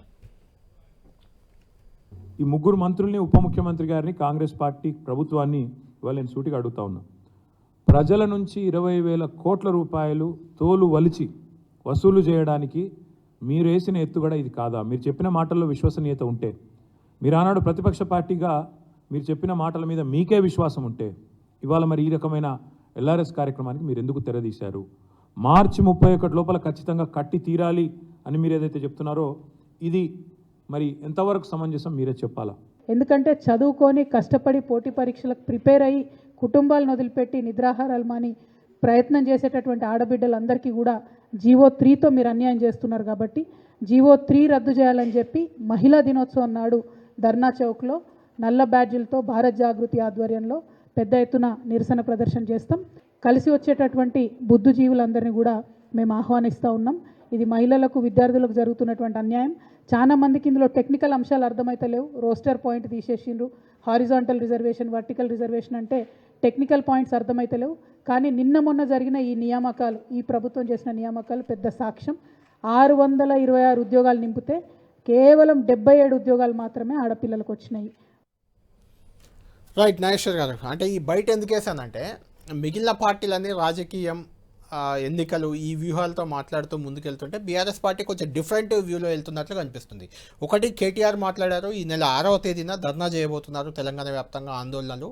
ఎల్ఆర్ఎస్ ఉచితంగా ఎల్ఆర్ఎస్ చేస్తామంది ప్రభుత్వం, ఇప్పుడు డబ్బులు వసూలు చేస్తున్నారు. ఆ ఎల్ఆర్ఎస్ స్కీమ్కి ఉచితంగా చేయాలంటూ 6వ తేదీ ధర్నాకు కేటీఆర్ పిలిపించారు. ఉదయం 12 గంటలకు. మధ్యాహ్నం 1 గంటకు కవిత ఒక పిలిపించారు. ఈ నెల 8వ తేదీన ఇందిరా పార్క్ వద్ద ధర్నా. మహిళలకు జరుగుతున్న అన్యాయం, జీవో 3ని రద్దు చేయాలి, ఉద్యోగ నియామకాల్లో మహిళలకు అన్యాయం అవుతుందని. అంటే అది పార్టీ కార్యక్రమంగా చూడాలా? విడివిడిగా చేస్తున్నారు. జాగృతి వేరు, టీఆర్ఎస్ వేరు. వాళ్ళలో ఏమైనా కన్ఫ్యూజన్ కనిపిస్తుందా మీకు? ఎన్నికలకు సిద్ధమవడంలో వాళ్ళు ఏదో గందరగోళంలో ఉన్నట్టు అనిపిస్తుందా మీకు ఏమైనా? అంటే కన్ఫ్యూజన్ ఏం లేదు. కవిత ఆధ్వర్యంలో జరిగిందంటే అది బీఆర్ఎస్ కాకపోతే కేఆర్ఎస్ అవుతుంది. కానీ అది భారత్ జాగృతి ఎందుకు చేస్తున్నారంటే అది ఉమెన్ స్పెసిఫిక్ పోరాటంగా ఉండాలని. ఎందుకంటే మహిళలకు ఎక్కువ ఉద్యోగాలు రావాలని పోరాడినప్పుడు మహిళల్లో సానుకూలత ఎంత వస్తుందో పురుషుల్లో వ్యతిరేకత కూడా అంత వస్తుంది. ఎందుకంటే వీళ్ళకి ఉద్యోగాలతో వాళ్ళకి పోతాయి కదా. అయితే లాస్ట్ మీరు అసెంబ్లీ ఎలక్షన్స్ తీసుకుంటే పోస్ట్ పోల్ స్టడీ చూసినా పురుషులతో పోలిస్తే మహిళలు ఎక్కువగా బీఆర్ఎస్ కోటేశారు. సో అది అప్పుడు అధికారంలో ఉండడము, వెల్ఫేర్ స్కీమ్స్ ప్రభావం వల్ల. ఇప్పుడు ఉందా లేదా మనం చెప్పలేము. అందువల్ల ఉమెన్ ఒక సిగ్నిఫికెంట్ చంక్ కనుక వాళ్ళని ఆర్గనైజ్ చేయాలనే లక్ష్యమై ఉండాలి. అలాగే పోయిన చోటే వెతుక్కోవాలి అని. ఎందుకంటే నిరుద్యోగత అనే అంశము, నిరుద్యోగుల ఆక్రందన అనే అంశమే బీఆర్ఎస్ను బాగా దెబ్బతీసింది, దుబ్బాక నుంచి అసెంబ్లీ ఎన్నికల వరకు. సో అక్కడే మళ్ళీ కాంగ్రెస్ ప్రభుత్వాన్ని ఎదుర్కోవాలి అని. అన్నిటికన్నా ముఖ్యం ఏంటంటే ఇప్పుడు ఇవి జాతీయ ఎన్నికలు, లోక్సభ ఎన్నికలు. లోక్సభ ఎన్నికల్లో దేశంలో పోటీ పడేది మోడీ వర్సెస్ ఇండియా కూటమి. బీఆర్ఎస్ ఇక్కడ లేదు, అక్కడ లేదు. బీఆర్ఎస్ ఏమని చెప్పుకోవాలి? అందువల్ల అప్పటి నుంచి వీళ్ళు చెప్పేది పార్లమెంట్లో టీఆర్ఎస్ ఎంపీలు ఉంటేనే తెలంగాణ హక్కులు, ప్రయోజనాలు కాపాడబడతాయని. బీఆర్ఎస్ అయింది కాబట్టి ఇప్పుడు ఇష్యూ అవుతుంది. ఇప్పుడు ఆ ఇష్యూ వదిలేసుకుంది, బీఆర్ఎస్ అయింది కదా ఇప్పుడు. అయింది. ఇంకొకటి కూడా కాదు, మీరు ఈ 10 ఏళ్ళుగా తెలంగాణ ప్రయోజనాలు ఏం కాపాడారనే క్వశ్చన్ కూడా అది కూడా వస్తుంది. ఎందుకంటే ఒకవైపు బీఆర్ఎస్ చెప్పింది కదా, మోడీ ఇది ఇవ్వలేదు, అది ఇవ్వలేదు అని పెద్ద లిస్ట్ చదివారు కదా. అసెంబ్లీ ఎన్నికల ఐటీఐఆర్ ప్రాజెక్ట్ ఇవ్వలేదు, ఒక్క ప్రాజెక్టుకు జాతీయ హోదా ఇవ్వలేదు, మాకు బయ్యారం స్టీల్ ప్లాంట్ ఇవ్వలేదు, సింగరేణి బొగ్గు బ్లాక్లు అమ్మేశారు, చాలా లిస్ట్ చదివాను. మీరే ఇవ్వలేదన్నారు. మళ్ళీ ఇప్పుడు మాకు ఎక్కువ మంది ఎంపీలు ఉంటే మేము తెస్తామంటున్నారు. ఈ రెండు కాంట్రాడిక్టరీ కదా. మీరు రాష్ట్రంలో అధికారంలో ఉన్నారు, పార్లమెంటు సభ్యులు మీకు ఎక్కువ ఉన్నారు. 11 ఉన్నారు, 9 మెజారిటీ మీరే ఉన్నారు, అయినా మీరు తేలేదు. ఇప్పుడు మళ్ళీ బీఆర్ఎస్ ఎంపీలు ఉంటేనే వస్తుంది అని ఎలా చెప్పగలుగుతారు? ఎట్లా యాక్సెప్ట్ చేస్తారు? అందువల్ల తెలంగాణ ప్రజల సమస్యలపైన పోరాడే పార్టీ, గల్లీలో కొట్లాడే పార్టీ, వాళ్ళు ఢిల్లీలో రాజకీయం చేసుకుంటారు, మేము గల్లీలో పోరాడతాం, గల్లీలో ప్రజల పక్షాన పోరాడతాం అనేటువంటి తెలంగాణ రాష్ట్ర సమితికి ఉనికి, భూమిక, ప్రాణం ఉద్యమాలు. సో మళ్ళీ going back to the roots, అంటే మళ్ళీ తాము ఉద్యమాలు వదిలేశారు, 10 ఏళ్ళు ఉద్యమ తెలంగాణ బ్యాచ్ వదిలేశారు, దాన్ని మళ్ళీ వెనక్కి పోదామన్న ఆలోచన మళ్ళీ బీఆర్ఎస్ చేస్తుంది. అదే ఈ ధర్నాలు, ఈ ఆందోళనలు రానున్న లోక్సభ ఎన్నికల్లో వర్కౌట్ అవుతాయా? కానీ ఇంకో మార్గం లేదు కదా. వర్కౌట్ అవడము కాకపోవడం కాదు, బీఆర్ఎస్ ఏదో ఒక నరేటివ్ చెప్పాలి కదా. అప్పుడు మోడీ దేశం కొరకు ధర్మం కొరకు మోడీ కోటేయండి బీజేపీ చెప్తుంది. మోడీ పాలన నుంచి విముక్తి కావాలని కాంగ్రెస్ చెప్తుంది. బీఆర్ఎస్ ఏం చెప్పాలి? వాళ్ళకి ఏదో ఒక నరేటివ్ ఉండాలి పార్లమెంట్ ఎన్నికలకు. అందువల్ల బీఆర్ఎస్ బలంగా ఉంటేనే తెలంగాణలో గల్లీలో కొట్లాడతాం. కాంగ్రెస్ బీజేపీ ఢిల్లీలో కొట్లాడుకుంటాయి పవర్ కోసం. వాళ్ళు పవర్ కోసం కొట్లాడితే మేము ప్రజల కోసం కొట్లాడతాం. అది ఇంతకుముందు నాగేశ్వర్ గారు ఇంతకుముందు అది నమ్మేవారేమో, కానీ ఇప్పుడు అది కూడా నమ్మే అవకాశం లేదు. ఎందుకంటే ఇది టీఆర్ఎస్ కాస్త బీఆర్ఎస్ అయిపోయింది కదా. ఇప్పుడు బీఆర్ఎస్ అంటున్నారు కదా వాళ్ళు. బీఆర్ఎస్ ఎక్కడ పోయింది? ఇవాళ పేపర్లో చదివాను, బీఆర్ఎస్ ఇతర రాష్ట్రాల నాయకులు ఫోన్లు చేస్తే కూడా కేసీఆర్ ఎత్తట్లేదు. అవును, ఆల్రెడీ బీఆర్ఎస్ లేదు ఇప్పుడు. లేదు. మా దశలో అసలు మహారాష్ట్రలో పోయి కేసీఆర్ పోటీ ఎత్తడం కూడా అన్నారు, కానీ ఇప్పుడు అది కూడా ఇప్పుడు అసలు బీఆర్ఎస్ మహారాష్ట్ర కానీ తెలంగాణలో పోటీ చేయడానికి లేదు, తెలంగాణ క్యాండిడేట్ లేరు. మనం ఒకసారి చూద్దాం, వాళ్ళు ఇప్పటికే ఖరారైన 4 క్యాండిడేట్లు ఎవరు, కాబోయే పరిశీలనలో ఉన్న వాళ్ళు ఎవరు ఒకసారి చూసి దాని గురించి మాట్లాడదాం. కరీంనగర్ నుంచి ఆల్రెడీ మాజీ ఎంపీ గత ఎన్నికల్లో కూడా పోటీ చేసి ఓడిపోయారు బోయినపల్లి వినోద్ కుమార్. అక్కడ వేరే ఆప్షన్ లేదు, ఆయన ఖరారు అయిపోయారు. తర్వాత పెద్దపల్లి నుంచి కొప్పుల ఈశ్వర్ కొత్త అభ్యర్థి. అక్కడ సిట్టింగ్ ఎంపీ వెంకటేష్ నేత పార్టీ మారారు, కాంగ్రెస్లోకి వెళ్ళిపోయారు. దాంతో అక్కడ కొప్పుల ఈశ్వర్ మాజీ మంత్రిని బరిలో దింపాలని నిర్ణయం తీసుకున్నారు. ఖమ్మం నుంచి సిట్టింగ్ ఎంపీ నామా నాగేశ్వరరావు, వేరే ఆప్షన్ కూడా అక్కడ లేదు. ఆయన ముందు పోటీకి అంత సుముఖంగా లేరని ప్రచారం అయినా ఆయన్నే బరిలో దింపుతున్నారు. అటు మహబూబాద్ నుంచి మాలోత్ కవిత కూడా పోటీ చేయడానికి పెద్దగా ఆసక్తిగా లేకపోయినా, ఎందుకంటే అది కూడా కొంత కాంగ్రెస్ పార్టీకి హోల్డ్ గట్టిగా ఉన్న నియోజకవర్గం. దాంతో కవిత కూడా ఆసక్తి లేకపోయినా సిట్టింగ్ ఎంపీగా ఆమెనే మరోసారి ఖరారైనట్లు తెలుస్తుంది. ఇక మిగిలిన నియోజకవర్గాలు చూద్దాం. దాదాపు ఖరారు అయినట్లు కనిపిస్తున్న నియోజకవర్గాలు, అందులో వరంగల్ నుంచి కడియం శ్రీహరి కుమార్తె కడియం కావ్య దాదాపు ఖరారైపోయారు. అక్కడ రాజయ్యకు బరిలో దింపుదాం అనుకున్నారు, కాకపోతే రాజయ్య డిప్యూటీ మాజీ ఉప ముఖ్యమంత్రి ఆయన పార్టీ మారారు. దాంతో కడియం కావ్య అక్కడ తెరపైకి వచ్చారు, ఆమె దాదాపు ఖరారైంది. నల్గొండ నుంచి కూడా కంచర్ల కృష్ణారెడ్డి అక్కడ నుంచి దాదాపు ఆయన ఖరారయ్యారు. అక్కడ గుత్తా అమిత్ రెడ్డి కూడా అక్కడ నుంచి పోటీ చేపిస్తారనే ఒక ప్రచారం ఉంది. అంటే భువనగిరి బీసీకి ఇస్తే గుత్తా అమిత్ ఇక్కడ నుంచి రావచ్చు, లేదంటే కంచర్ల కృష్ణారెడ్డి నల్గొండ నుంచి బరిలో దిగడం ఖాయం. అటు ఆదిలాబాద్ నుంచి ఆత్రం సక్కు ఎమ్మెల్యే అవకాశం దక్కలేదు గత ఎన్నికల్లో. ఆయనకి ఎంపీ టికెట్ ఇస్తామని అప్పుడే చెప్పారు, ఆయన్నే ఆత్రం సక్కు అక్కడ ఎంపీ అయ్యే అవకాశం కనిపిస్తుంది, ఎంపీ అభ్యర్థి. మెదక్ నుంచి ఇక్కడ నుంచి వంటేరు ప్రతాప్ రెడ్డికి దాదాపుగా ఖరారైనట్లు కనిపిస్తుంది. వంటేరు ప్రతాప్ రెడ్డి ఇక్కడ అభ్యర్థి కాబోతున్నారు, లేదంటే నర్సాపూర్ మాజీ ఎమ్మెల్యే గత ఎన్నికల్లో టికెట్ దక్కలేదు, మదన్ రెడ్డి పేరు కూడా అక్కడ పరిశీలనలో ఉంది. ఇక జహీరాబాద్ నుంచి గాలి అనిల్ కుమార్, ఆయన కాంగ్రెస్ పార్టీ నుంచి గత ఎన్నికల ముందే బీఆర్ఎస్ పార్టీలో చేరారు. గతంలో ఉద్యమంలో కూడా చాలా కీలకంగా పనిచేశారు. ఆయన పేరు బీసీ సామాజిక నేపథ్యంలో ఆయన పేరు ఖరారైంది. ఇంట్రెస్టింగ్గా మహబూబ్ నగర్ నుంచి మాత్రం కొత్త అభ్యర్థిని అనూహ్యంగా తెరపైకి తెచ్చారు, రజనీ సాయి చంద్. ఇక్కడ మహబూబ్ నగర్ అనేది చాలా టఫ్ ఫైట్ బీఆర్ఎస్ పార్టీకి ఉండబోతుంది, ఎందుకంటే అక్కడ వంశీచంద్ర రెడ్డి ఆల్రెడీ కాంగ్రెస్ అభ్యర్థి అయ్యారు. డీకే అరుణ దాదాపుగా బీజేపీ నుంచి బరిలో దిగబోతున్నారు, లేదంటే జితేందర్ రెడ్డి దిగొచ్చు. అక్కడ రజనీ సాయి చంద్ ప్రముఖ గాయకుడు, చనిపోయారు ఆయన సతీమణిని బరిలో దింపే అవకాశం ఉంది. అటు రెడ్డి సామాజిక వర్గం, సాయి చంద్ ఎస్సీ సామాజిక వర్గం, అవన్నీ సామాజిక సమీకరణాలు కూడా కలిసి వస్తాయని బీఆర్ఎస్ అంచనా వేస్తుంది. నాగర్ కర్నూలు నుంచి గువ్వల బాలరాజు మాజీ ఎమ్మెల్యే మొన్న అచ్చంపేటలో ఓడిపోయారు. MP Ramulu, sitting MP Ramulu party మారారు, బీజేపీకి వెళ్ళారు. ఆయన కుమారుడు అక్కడ బీజేపీ అభ్యర్థి అయ్యారు. ఇక్కడ బాలరాజు అభ్యర్థి అయ్యే అవకాశం కనిపిస్తుంది. భువనగిరి మనం ఇంతకుముందే చెప్పుకున్నాం, గుత్తా అమిత్ భువనగిరి లేదా నల్గొండ నుంచి ఎక్కడో ఒక దగ్గర నుంచి ఖచ్చితంగా ఆయన బరిలో దిగబోతున్నారు.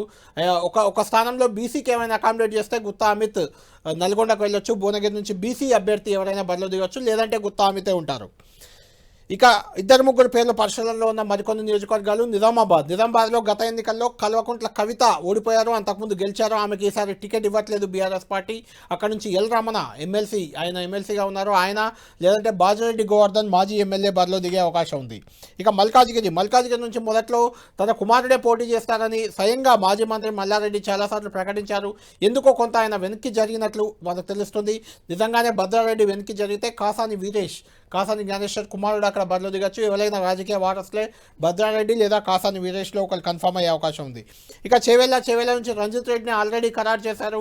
అయితే ఆయన ఇప్పుడు పోటీకి అంత సుముఖంగా లేరని ప్రచారం జరుగుతుంది. దాంతో కార్తిక్ రెడ్డి మాజీ మంత్రి సబితా ఇంద్రారెడ్డి తనయుడు, మహేశ్వరం సిట్టింగ్ ఎమ్మెల్యే కూడా సబితా ఇంద్రారెడ్డి తనయుడు కార్తిక్ రెడ్డి తెరపైకి వచ్చారు, ఆయన బరిలో దిగే అవకాశం ఉంది. ఇక సికింద్రాబాద్లో కిషన్ రెడ్డిపై బరిలో దింపేందుకు గత ఎన్నికల్లో సాయి కిరణ్ బరిలో దిగారు, ఓడిపోయారు.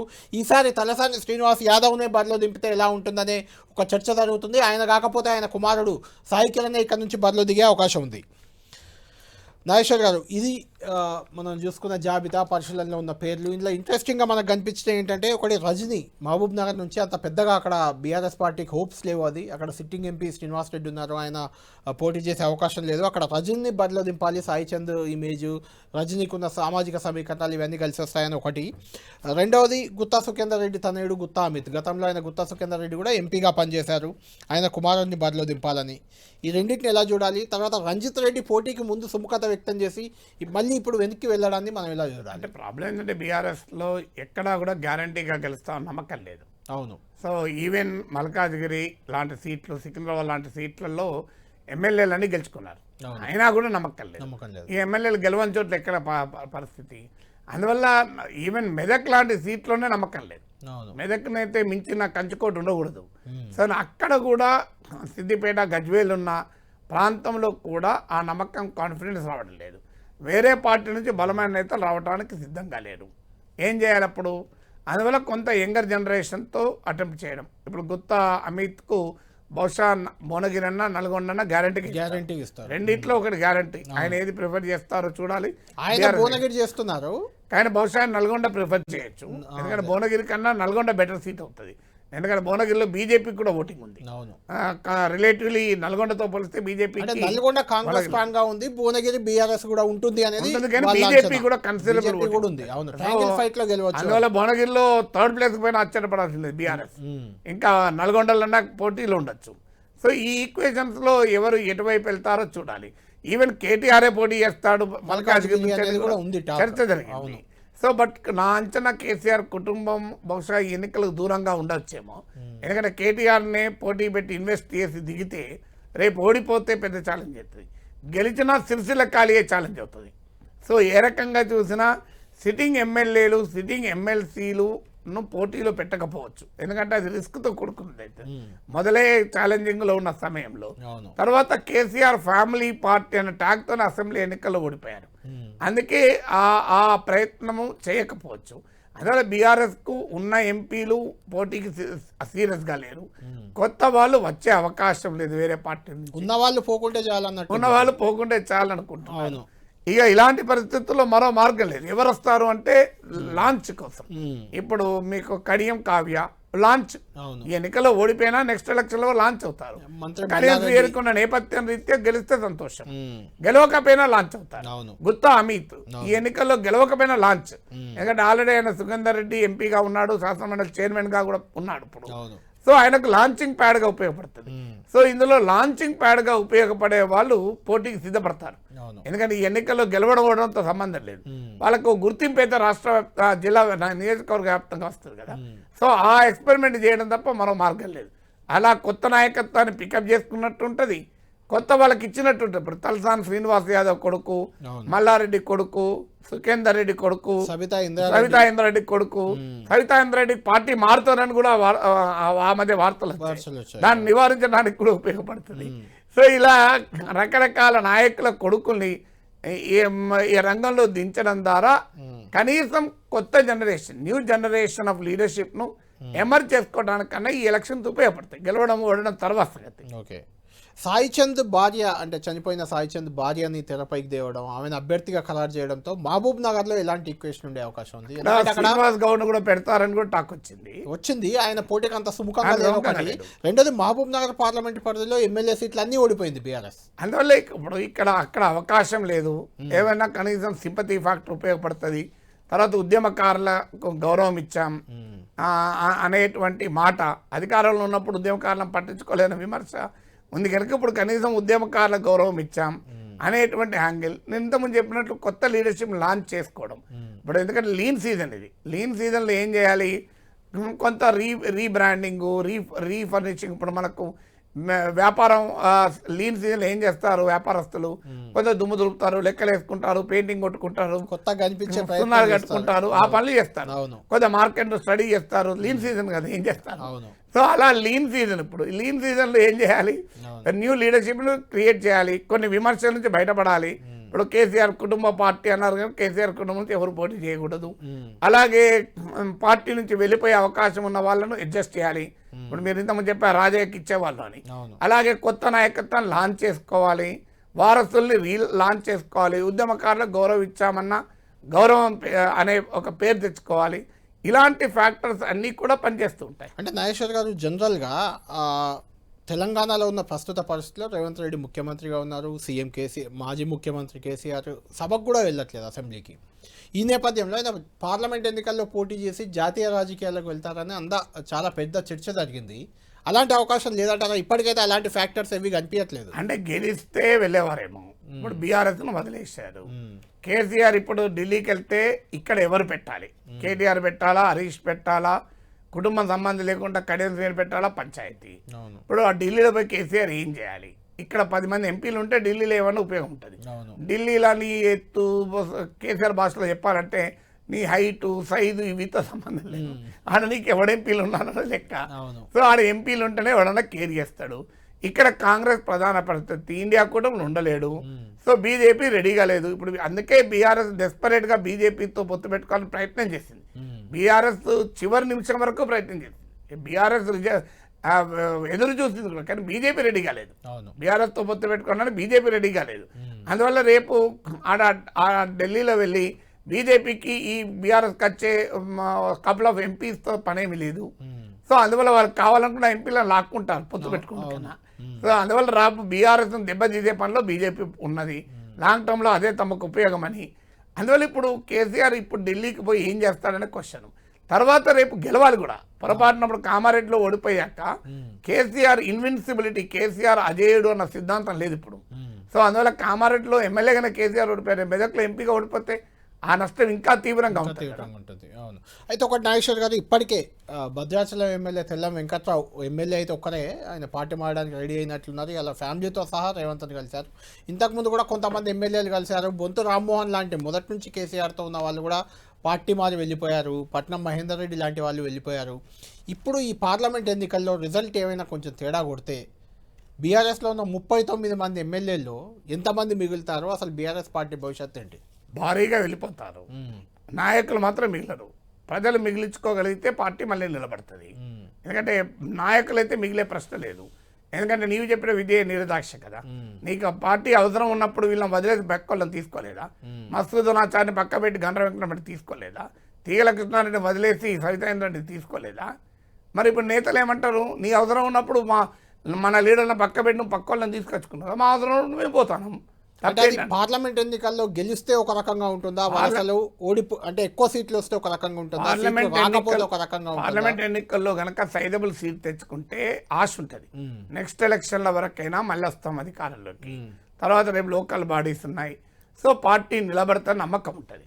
ఇప్పుడు ఒక్కసారి పార్లమెంట్ ఎన్నికల చతికిల పడితే దానికి ఇంకో పరిణామం కూడా జరుగుతుంది. బీఆర్ఎస్ చతికిల పడిందంటే బీజేపీ ముందుకు వస్తుంది. సో బీఆర్ఎస్ ఓడిపోవాలంటే ఖచ్చితంగా బీజేపీ గణనీయంగా ముందుకు వస్తుంది. రేపు జరగబోయే బీఆర్ఎస్కు పెద్ద ఛాలెంజ్ ఏంటంటే కాంగ్రెస్ ఓటింగ్ మోరాలెస్ స్టేబుల్ కావచ్చు అధికారం ఉంది కనుక, కాస్త తగ్గితే తగ్గచ్చు, పెరిగితే పెరగచ్చు. కానీ బీఆర్ఎస్ ఓటు తగ్గి బీజేపీకి పెరిగే అవకాశం ఉంటుంది చాలా నియోజకవర్గాల్లో. అది జరిగినప్పుడు ఏమైందంటే బీజేపీ కూడా అటాక్ చేస్తుంది బీఆర్ఎస్ పైన. ఇప్పుడు కాంగ్రెస్ ఒక్కటే కాదు, మీకు బీఆర్ఎస్ను ఖాళీ చేసే పనిలో బీజేపీ కూడా పడుతుంది. అందువల్ల కేసీఆర్కు ఇక మిగిలేది నాయకుడు కారు, ఒరిజినల్ ఇక మిగిలేది కొత్త క్యాడరు, కొత్త లీడర్షిప్ని తయారు చేసుకోవాలి. ప్రజలు తనతో ఉంటే, అందువల్ల ప్రజల సమస్యలపైన పోరాడడం ద్వారా ప్రజల్లో రిలవెంట్ ఉండాలి. అందుకే బహుశా కేటీఆర్ కవిత ఇప్పుడు ప్రకటించింది, ఈ ఎన్నికల ఫలితాలు ఎలాగైనా ఉండని ప్రజలను నమ్ముకుంటే ఎంతో కొంత రేపు నిలబడతామని ప్రజల సమస్యలపైన పోరాటాలు మొదలుపెట్టారు. ధర్నా జగన్ రద్దు చేసిన వాళ్ళు ఇప్పుడు ధర్నాలు చేస్తున్నారు. కరెక్ట్. ఇక కాంగ్రెస్ విషయానికి వద్దాం నాగేశ్వర్ గారు. రేవంత్ రెడ్డి సీఎంగా అయిన తర్వాత మొదటి పరీక్షగా మారింది ఇది. ఆయన పీసీసీ అధ్యక్షుడిగా ఉన్నారు. కొంచెం అభ్యర్థుల ఖరారులో కూడా ఆయనకు ఫ్రీ హ్యాండ్ ఇచ్చినట్లే కనిపిస్తుంది ఆయనకే. కాంగ్రెస్ పార్టీ ఫలితం ఏమైనా కొంచెం తేడా వచ్చినా, అనుకున్న ఆశించిన సీట్లు రాకపోయినా ఎలా ఉండబోతుంది? నిజంగా ఈయన స్టేబుల్గా ఉండడానికి ఈ ఎన్నికలు ఏమైనా ఉపయోగపడతాయా? ఖచ్చితంగా ఉపయోగపడతాయి. ఎందుకంటే ఇప్పుడు ఆయన పీసీసీ అధ్యక్షుడు, ముఖ్యమంత్రి కనుక సైజబుల్ సీట్ తెచ్చుకోగలగాలి. అయితే అందుకే వీరు బీఆర్ఎస్ పైన అటాక్ పెడుతున్నారు. అంటే తమకు రాకపోయినా బీఆర్ఎస్ కూడా రాకవద్దు. ఇదేదో మోడీ ప్రభావంతో బీజేపీకి వచ్చింది, మన రాష్ట్రంలో మనకేం డోకా ఉండదు, ఇది జాతీయ ఎన్నికలు కనుక దేశమంతా మోడీ వేవ్ ఉన్నది కనుక బీజేపీకి వచ్చింది. అది లాస్ట్ టైం కూడా అసెంబ్లీ ఎన్నికలు బీజేపీకి రాలే, లోక్సభ ఎన్నికలు వచ్చింది. తర్వాత ఏమైంది బీజేపీ ఇక్కడ ఉన్నదా, ఇప్పుడు కూడా లోక్సభ ఎన్నికల్లో వస్తే దాన్ని మనం డిస్కౌంట్ చేయొచ్చు అనేది కాంగ్రెస్ చెప్పబోతోంది. అందుకే మీరు వాళ్ళ ఎఫర్ట్ మొత్తం బీఆర్ఎస్ పైన ఉంది. బీఆర్ఎస్ను చావగొడితే రేపు తమకు రాష్ట్రంలో ప్రాబ్లం ఉండదు. బీజేపీ అనేది పార్లమెంట్ ఎన్నికల్లో బుడగలాగా ఎదిగినా వాళ్ళ క్షేత్రస్థాయిలో లీడర్షిప్ లేదు, ఆర్గనైజేషన్ లేదు. అందువల్ల ఊపు వచ్చినా అది నిలబడదు, సస్టైన్ కాదు. దుబ్బాక, జిహెచ్ఎంసీ, హుజరాబాద్ ఊపు ఎక్కడ నిలవలే కదా అనేటువంటి ఆలోచనలో కాంగ్రెస్ ఉన్నట్టుంది. కానీ అది రాంగ్ స్ట్రాటజీ. ఎందుకంటే మీరు 7 నుంచి 20% వచ్చాక మళ్ళీ అసెంబ్లీ ఎన్నికల్లో 14% దగ్గర ఆగారు. పూర్తిగా మళ్ళీ 7కు పోలే మీరు గమనిస్తే. ఇప్పుడు 20 వీళ్ళు 14 నుంచి 30% 25% వచ్చారనుకోండి, ఖచ్చితంగా అసెంబ్లీ ఎన్నికల నాటికి పెరుగుతారు. సో అందువల్ల కాంగ్రెస్ పార్టీ బహుశా ఒక బీజేపీ ఎలాగూ ఆపలేము, ఎందుకంటే దేశవ్యాప్తం పొలిటికల్ మూడ్ బట్టి ఉంటుంది. అందువల్ల బీఆర్ఎస్ను చావగొడితే తమకు ఇక్కడ తిరుగుండదు అనే భావనలో ఉన్నట్టు. ఆ స్ట్రాటజీ మాత్రం తప్పు అంటారు మీరు? ఆ స్ట్రాటజీ పార్షియల్లీ రైట్. ఎందుకంటే ఇక్కడ అసెంబ్లీలో రాష్ట్ర రాజకీయాల్లో బీఆర్ఎస్ కానీ షార్ట్ టర్మ్లో రైట్ స్ట్రాటజీ, లాంగ్ టర్మ్లో వాళ్ళు ఇద్దరిని దెబ్బతీయాలి.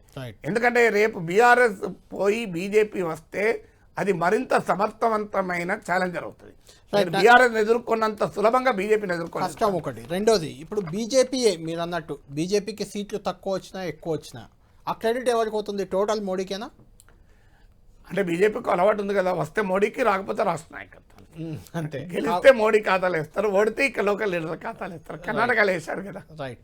ఫైనల్ నాగేశ్వర్ గారు, ఫైనల్గా అంటే బయట ఒక చర్చ చాలా పెద్ద ఎత్తున ఉంది, దానికి కంక్లూడ్ చేద్దాం. దాంతో ఈ పార్లమెంట్ ఎన్నికల ఫలితాల తర్వాత రాష్ట్రంలో ప్రభుత్వాన్ని కొంత బీజేపీ అస్థిరపరచవచ్చు, మళ్ళీ కేంద్రంలో అధికారంలోకి వస్తే అలాంటి చర్చలు కొంత జరుగుతున్నాయి. అలాంటి దానికి ఏమైనా స్కోప్ ఉందా మీ అంచనా ఏంటి? అంటే కాంగ్రెస్ కనుక అవకాశం ఇస్తే ఖచ్చితంగా చేస్తుంది. ఎందుకంటే కాంగ్రెస్ అవకాశం ఇవ్వకపోతే బరి తెగించి బీఆర్ఎస్తో కలిసి కాంగ్రెస్ సర్కార్ను కూల్చే ప్రయత్నం చేయకపోవచ్చు. ఎందుకంటే అది రేపు ఓటర్లలో వ్యతిరేకత వస్తుంది. అది కూడా కాంగ్రెస్ ఒక 10 సీట్లు తెచ్చుకుంటే చేయకపోవచ్చు. ఎందుకంటే ప్రజల్లో బలం ఉన్నప్పుడు పార్టీలు జాగ్రత్త పడతాయి, ప్రజల్లో వీక్ ఉన్నప్పుడే అటాక్ చేస్తాయి. అందువల్ల ప్రజల్లో బలం ఉండి కాంగ్రెస్లో గనక అవకాశం ఇవ్వకపోతే కాంగ్రెస్ నేతలు బీజేపీ బీఆర్ఎస్తో కలిసి ఎనీ ఎక్స్టెంట్ పోయి చేయదు. ఎందుకు చేయదంటే రేపు ఎక్కువ problem, they are ready to wait. అంటే ఇప్పుడు కర్ణాటక లాగా తొందరపడరు, ఇక్కడ హిమాచల్ లాగా తొందరపడరు. ఎందుకంటే ఇక్కడ బీఆర్ఎస్ను దెబ్బతీస్తే బీజేపీకి ఫ్యూచర్ ఉంటుంది. అందువల్ల ఇక్కడ బీఆర్ఎస్ను దెబ్బతీసే పనిలో బీజేపీ పడుతుంది. ఒకవేళ కాంగ్రెస్ను దెబ్బతీసే ఆలోచన ఉంటే బీఆర్ఎస్తో పొత్తు పెట్టుకునేవారు, పొత్తు పెట్టుకొని కాంగ్రెస్కి ఎంపీలు రాకుండా అడ్డుపడేవారు. ఇప్పుడు వాళ్ళ ఆ పని చేయలే, బీఆర్ఎస్ ప్రయత్నించినా కూడా బీజేపీ దూరం పట్టింది. అందువల్ల వాళ్ళ ఫోకస్ బీఆర్ఎస్ను దెబ్బతీసి కాంగ్రెస్కు ప్రధాన ప్రత్యర్థి, కాంగ్రెస్లో ఉన్న కుమ్మలాటలతో సహజ వ్యతిరేకతను సంతరించుకొని కాంగ్రెస్ ప్రభుత్వం పడిపోయినప్పుడు ఎన్నికలకు పోయి తాము అధికారంలోకి రావచ్చు అని అంచనా ఉంటుంది. ఎందుకంటే వాళ్ళకి 8 మందే ఉన్నారు, 60 మంది రావాలంటే 52 మంది రావాలి. 52 మంది ఎన్ని పార్టీల నుంచి వస్తారు? అందువల్ల పెద్ద చిన్న పతంగికి పెద్ద తోక పెట్టుకొని బీజేపీ రాజకీయం చేస్తుందా అనేది అనుమానమే. మీరు ఎక్కడైనా ఫిరాయింపులను ప్రోత్సహించిన చోట బీజేపీ సైజబుల్గా ఉంది. కర్ణాటక, మధ్యప్రదేశ్, మహారాష్ట్ర ఇవన్నీ తీసుకోండి. బీజేపీ సైజబుల్గా ఉన్నప్పుడు చిన్నోళ్ళం వర్కౌట్ అయింది. ఇక్కడ బీజేపీ చిన్నగా ఉన్నప్పుడు పెద్ద పార్టీల నుంచి 52 మంది తీసుకోరు, కష్టం. తర్వాత నాగేశ్వర గారు, అసెంబ్లీ ఎన్నికల్లో ఒకటి జరిగింది, బీఆర్ఎస్ బీజేపీ రెండు ఒకటే అనే ప్రచారం. ఇప్పుడు కూడా బీఆర్ఎస్ బీజేపీ ఒకటని కాంగ్రెస్ అంటుంది, కాంగ్రెస్ బీజేపీ ఒకటని బీఆర్ఎస్ అంటుంది. ఇట్లా నడుస్తుంది కదా, అంటే ప్రజల్లో ఇలాంటి ఇంపాక్ట్ ఏమైనా ఉంటుందా? ఈసారి 3 పార్టీలు ఎవరికి వారే గట్టిగా ఫైట్ చేసే అవకాశం ఉందా? ఇప్పుడు బీజేపీ బీఆర్ఎస్ మధ్య ఉన్న రిలేషన్ ఇష్యూ కాదు. ఎందుకు ఇష్యూ కాదంటే కేసీఆర్ అధికారంలో లేడు, పోరాటం కేసీఆర్ పైన కాదు, ఫైట్ ఇవాళ మోడీని మళ్ళీ ముఖ్యమంత్రి ప్రధానమంత్రి చేయాలా లేదా అని. అందువల్ల ఇప్పుడు బీఆర్ఎస్ పట్ల ఉండే వైఖరి ఏంటి అనేది అంశంగా ఉంటుందని అనుకోరు. ఎందుకంటే బీఆర్ఎస్ఏ ఫీల్డ్లో లేనప్పుడు, బీఆర్ఎస్ ప్రధాన పోటీదారుగా ఎమర్జ్ కానప్పుడు బీఆర్ఎస్ ఎవరితో ఉన్నది అన్నది ఎందుకు చర్చ అవుతుంది? అంటే కాంగ్రెస్ బీజేపీ ఒకటని బీఆర్ఎస్ అది ఎవరు నమ్ముతారు? కాంగ్రెస్ బీజేపీ ఒకటే, స్కోపే లేదు. రైట్. థ్యాంక్ యూ నాగేశ్వర్ గారు, చాలా అంశాలపై మీరు సుదీర్ఘంగా విశ్లేషించారు. మొత్తానికి రానున్న పార్లమెంట్ ఎన్నికలు మాత్రం తెలంగాణలో 3 రాజకీయ పార్టీల భవిష్యత్తుకే ఒక సవాల్గా మారుతున్నాయి. ఏ పార్టీ ఏ రకమైన రిజల్ట్ను పొందుతుంది, ఆ తర్వాత తెలంగాణ రాజకీయాలు ఏ రకంగా మారబోతున్నాయి అనేది మనం వేచి చూడాలి. ఇది